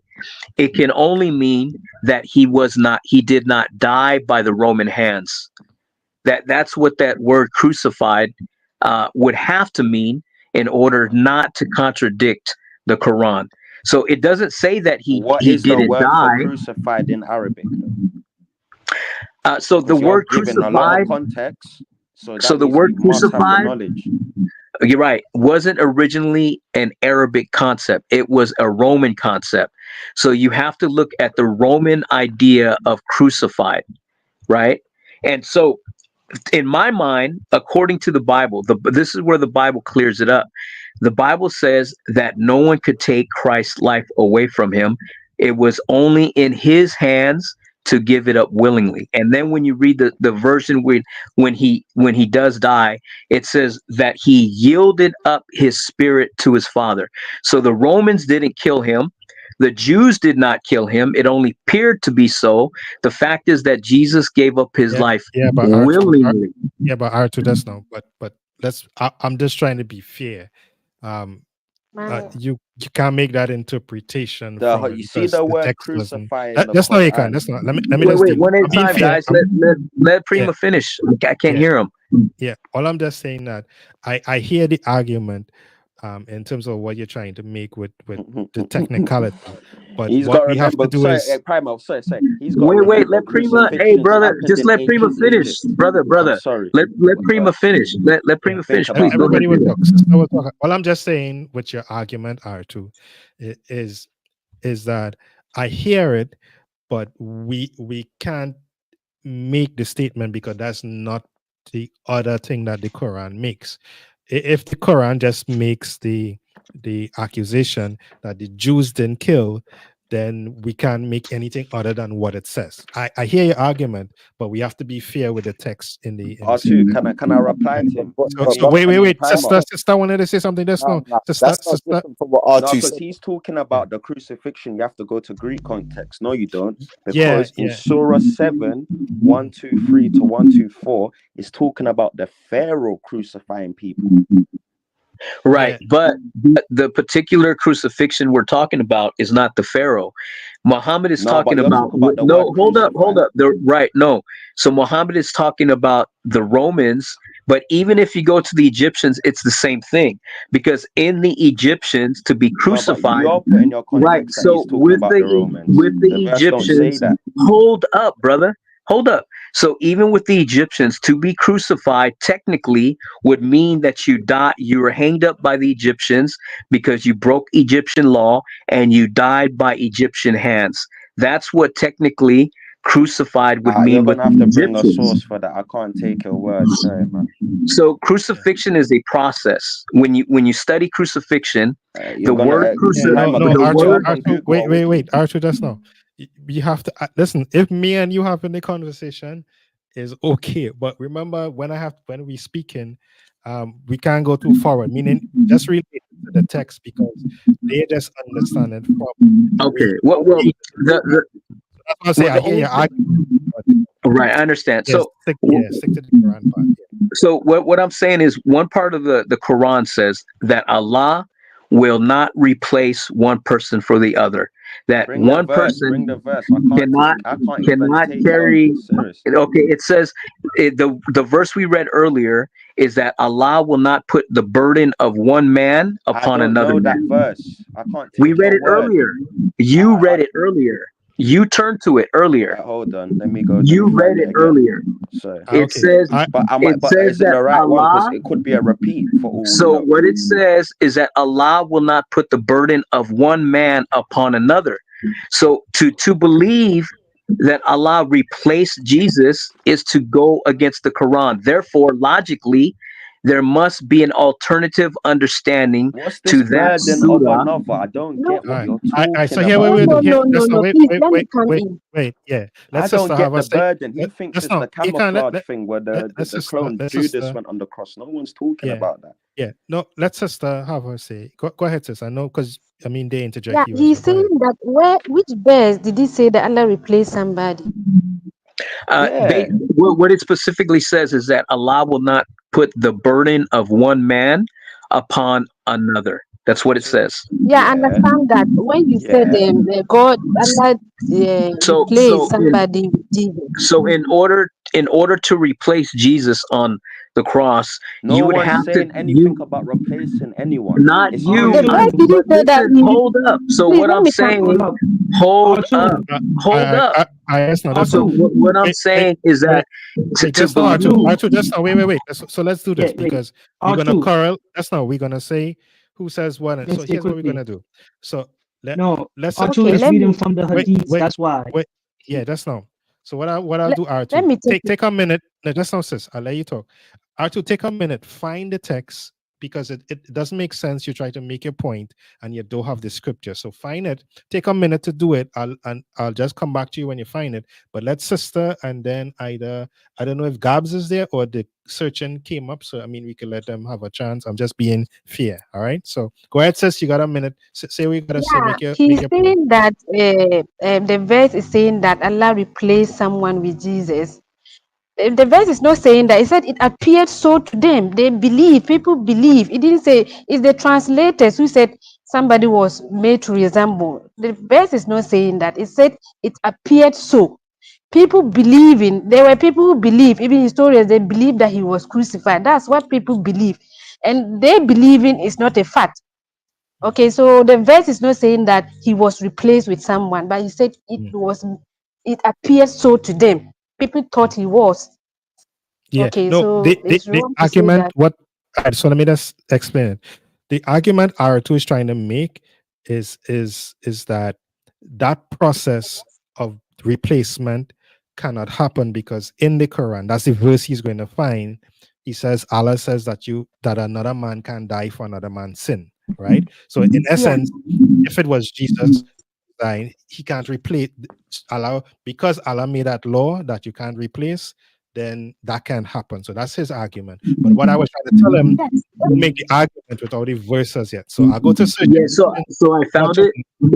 It's actually in Surah 35:18. The brother That's read what I it said. earlier. So I'm not arguing with the two Muslims on the panel. I'm agreeing with you guys. What I'm logically trying to point out is this. I'm trying to point out that if the Quran says that Allah will not replace Jesus, if that goes against the Quran, then that verse that we read in the beginning to start the discussion has to have an alternative meaning. It has to have a different so this is what I'm trying to say. The point is, the Quran does not allow for Allah to replace Jesus with someone else.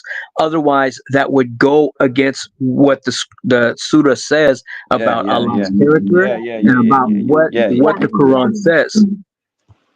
Yeah. We're in agreement. Exactly. Okay, all right. Searching your That was time. Go even a ahead. bullet Oh, for me. sorry, That was even a point Gabs. for me. Thanks, man. I needed Yeah, that. Gabs. Yeah, Gabs, you want to come up? I don't know, it's your turn. Yeah, I was basically saying, because you guys weren't letting R2 basically get his pit. He was basically trying to show you where the problems was, because he was basically marrying up the two different surahs. So the surah about what Allah was saying about putting a burden on someone else, and then going back to the verse about it appearing, because I'm sure the verse even says, wasn't it Allah that had made it appear to them that it was Jesus? So that's a good explanation of the verse still. Yeah, definitely. That's actually a good one. Yeah, that's a good one still. Sorry, R2, for the misunderstanding. That's actually a good one. No, it's all good.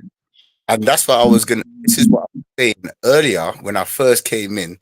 My point was then going to be is, who was this person that was made to resemble Jesus? Because now, was that someone? Why was he now put to death? Was that an innocent person? Like, who was that guy? No, that's the narrative we're saying no. So so it's not made to resemble, it's made to appear so. So he looked dead, but he weren't dead. Oh, so he was put on a cross, but it appeared like he was dead. I don't know a cross, but he was put on something. So okay, hold on. So people believe that he was crucified. That is what even like the Christian side historians. But Allah is saying that he wasn't, neither was he killed. It appears so to them. That's fine. No, that's fine. You understand? So just quickly, I just want to understand this again. So so you guys, so you Muslims believe that he was put on something, and he was put on something to be killed, but he actually didn't die on where he was supposed to have been. He was supposed to have been killed on. Is that what you're saying? No, he definitely Quran, died where he at. He died where he at, but he was raised as well. Okay, but that's no different from what the Christians are saying in the Bible. There's no difference between that.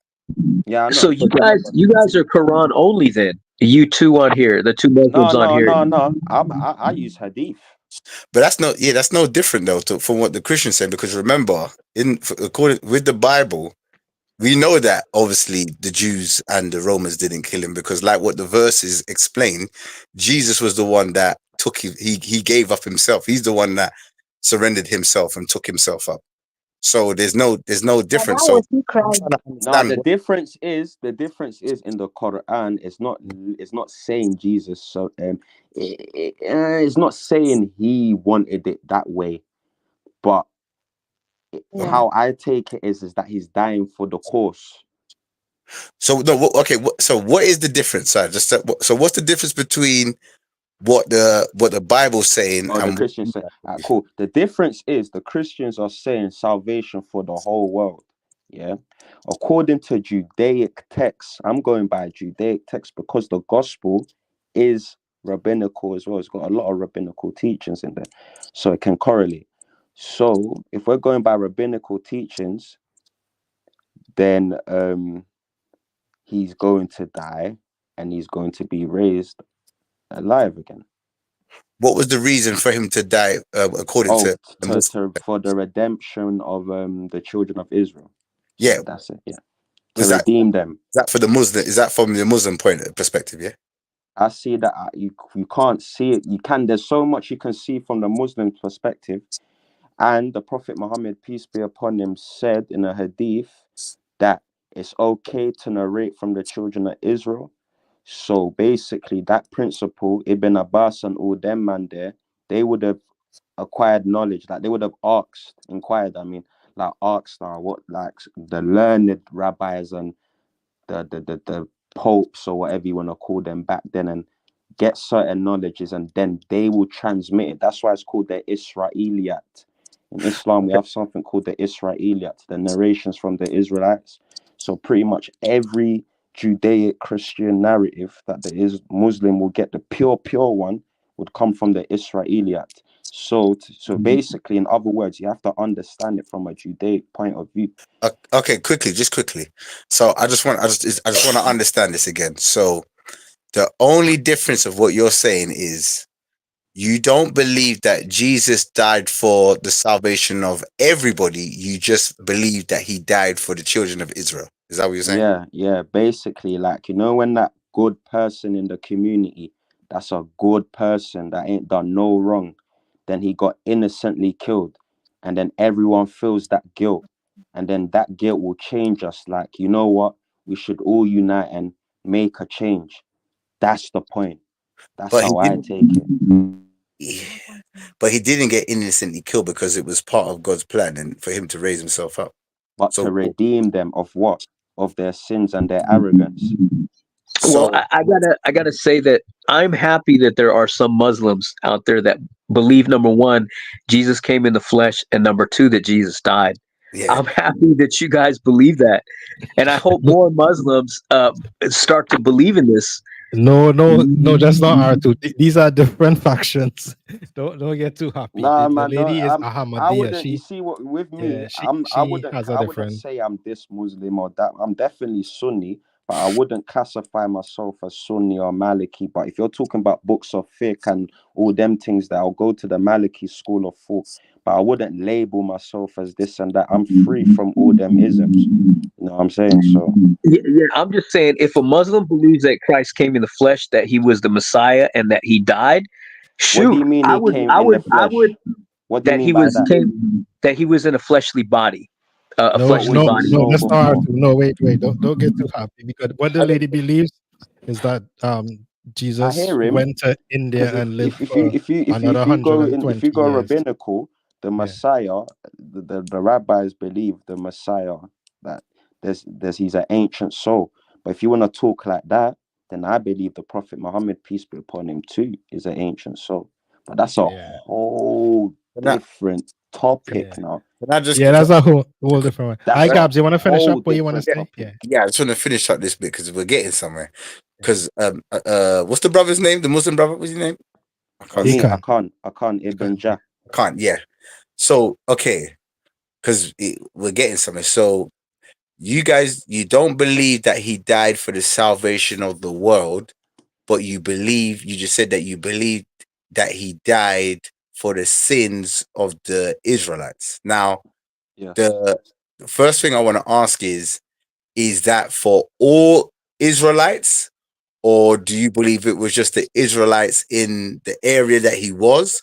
And then my second question is, what sin, if it was all the Israelites, so you do believe that there was a sin? Was that just any sin that they were going to commit, or which sin? Because I didn't know if Muslims believe. Basically, there's many sins, but what I would round it up to is that them being a light to the nations, that was their whole job.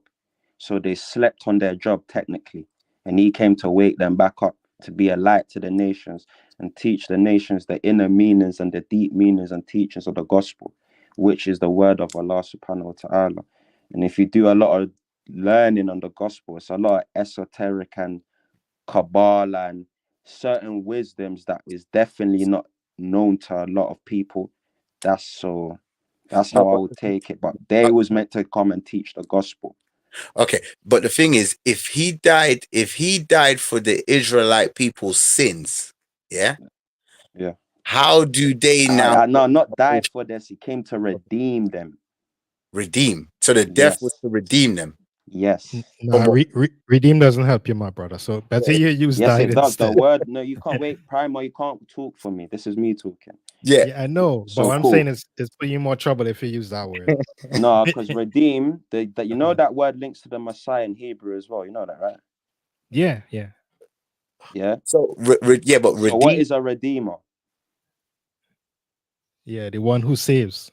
Okay, so is depending on how you're taking it. I'm taking it in a rabbinical way.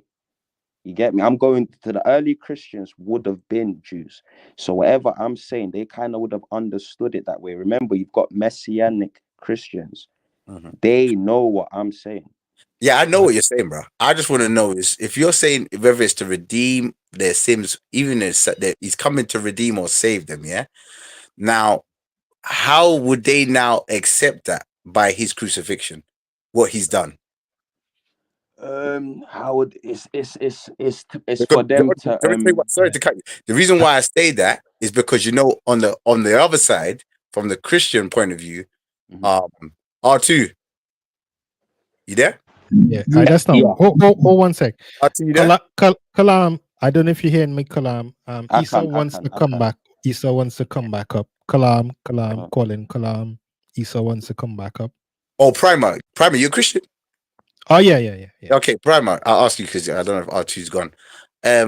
From a Christian narrative, big up easy bands though. Yeah, you don't know. You're right about that. Yeah, what was the reason? What's the reason for Jesus' crucifixion?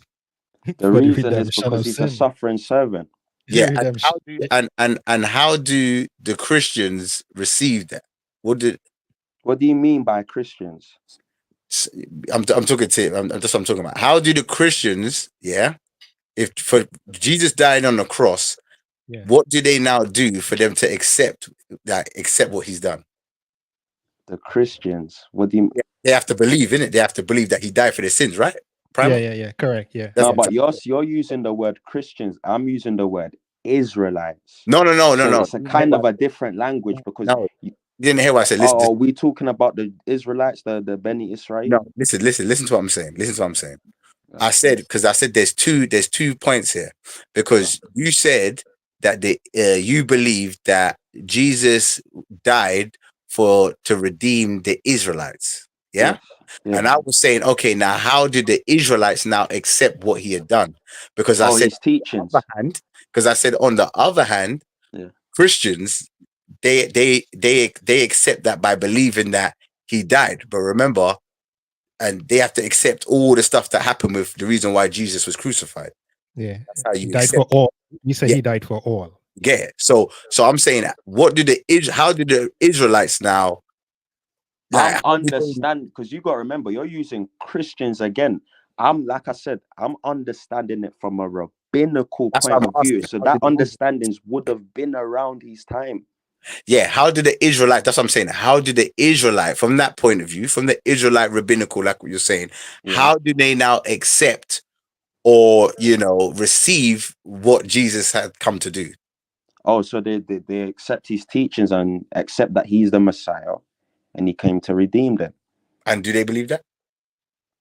The early Christians who were Jews, yes, they was. Not the They Christians. did. I thought the Israelites. The early Israelites. They what? The early Israelites did. The people of the gospel according to the Quran. Okay, do you Muslims agree with that? Ahl Injil. Them Do the people. Muslims, do you agree with that? Pardon? Do you Muslims agree with that? The Muslim, he don't really know the knowledge of the Messiah. You got to remember that. Huh? Yeah, there's only one other Muslim in here that's searching.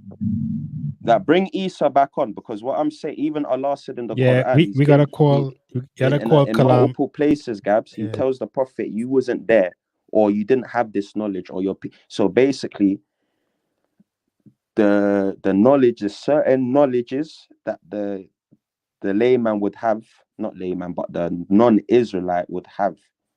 You get me? So the Messiah, that understanding, that they wouldn't have that to the T. That's still kind of alien to them.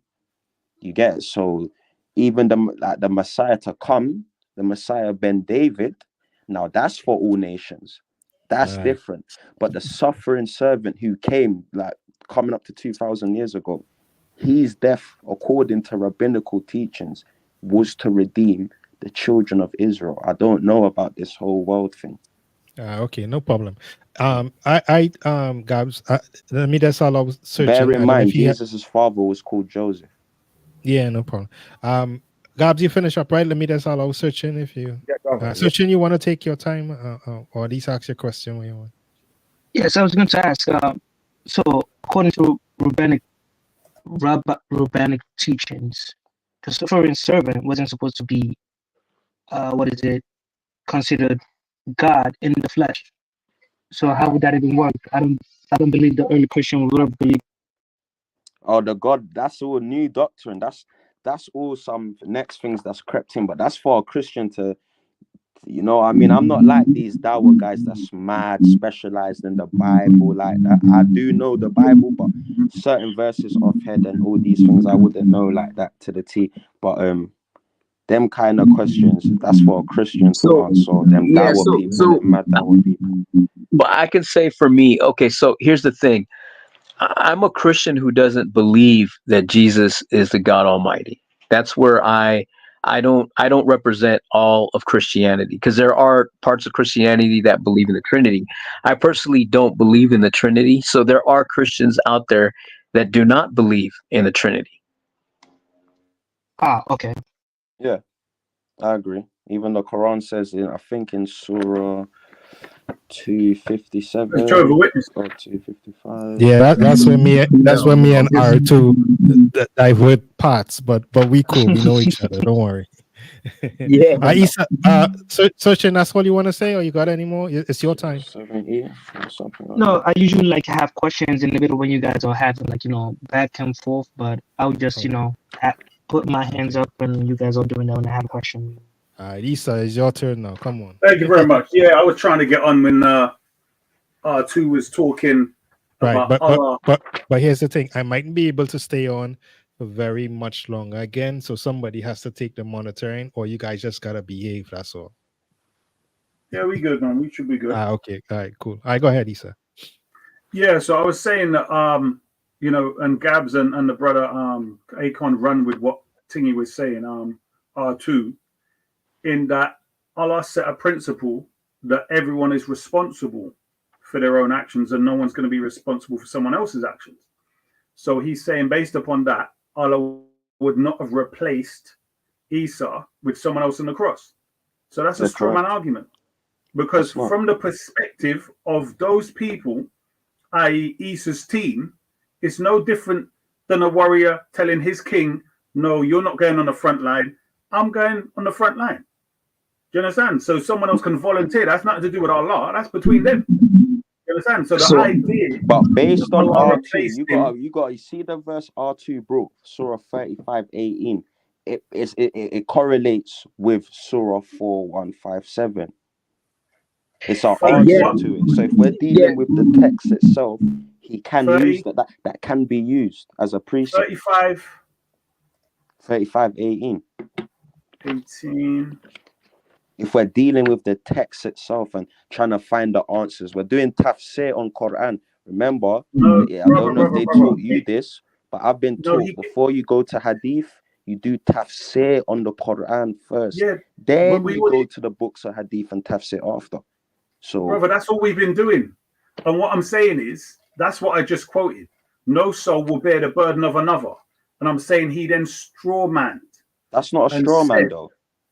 bruv, listen, the Quranic verse does not say that Allah replaced Isa with anyone else. Oh, yeah. Say, my bad. It's the Right, translation, though. No, So he's bruv, reading translation. That's what got him which muddled one? up. Did it say that? Yeah, so my point is that Surah clearly says, without adding to it, it says that no bearer of burden shall bear the burden of another.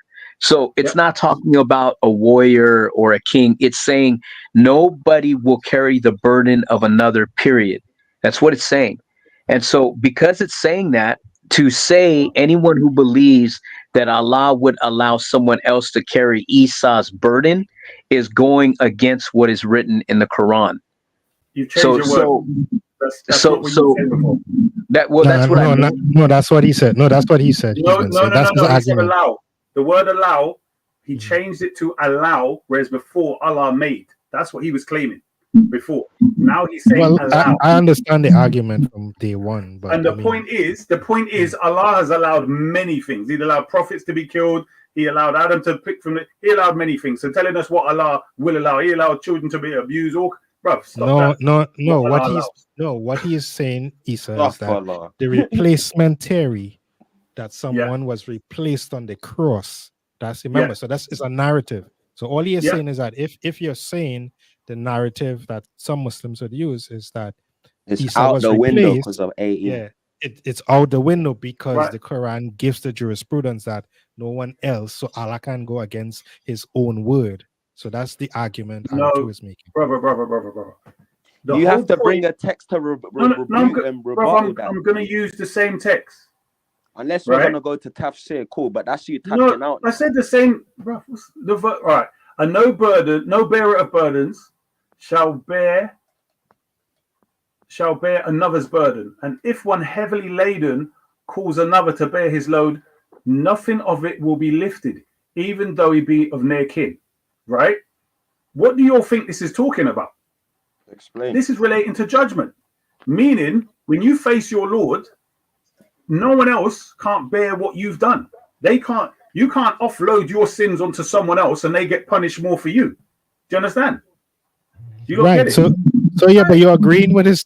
You're actually agreeing with his premise. I'm talking about the day of judgment, bro. Wait. Everyone pause. Go to 16, 35, 16, and read back to 18. Okay, let's go. So it says, if he wills, he can do away with you and bring forth a new creation. Destroy you and bring a new creation. Yeah. Get rid of you, destroy you, bring forth a new creation. Yeah, if he wills. Yes. Yeah. Okay, 17. And that is that is easy for Allah. Mm-hmm. Yes. Mm-hmm. Okay, so how's that changing? And what how I just is said? this talking about Judgment Day? 2 minutes remaining. What? Okay. How is it talking about Judgment Day? Yeah, okay, what? I'll tell you, okay. Yeah. When it's talking about the bearer of burdens, what is it talking about? What burden are we talking about here? Remaining. Hello? Burdens in general burdens. Really? All right. Hold on. Isa, you got a minute because we got Kalam said we're going to wrap up in 2 minutes. So you got a minute. All right. So check this. In everyday life, does anyone else bear the burden of someone else's actions? Brother, you serious? No, jet burden. So it could be any type of burden, including right. So what I'm saying to you is either we in this world, yes. All right. Thou can admonish such as fair Lord unseen and establish a prayer, and whoever purifies himself does so for the benefit of his own soul, and the destination of all is to Allah, bruh. I mean, come on, this verse is clear, bro. What does if I find the word tahari in there, it correlates with the verse again. Hold on. Is it there? Bro, what? Where's the word purify? No, I don't think it's there still. But even if it Yeah, was, bro, so you're trying to change the word he's burden using zakah to purify in to order, to yeah, in zakah. order to fit your narrative is what you're trying to do. You're trying to add words to Allah, which what is was I added? that's What have I no go. You're trying to What have I twist the word burden that it clearly says that no one will carry the burden of another. If Jesus was replaced by someone else, that's someone else carrying the burden, burden of literally. another. Right, listen to what I'm saying Period. to you. Right, hold on. I'm saying to you, As game over, in man. everyday life, No, Esau, there's no get back, man.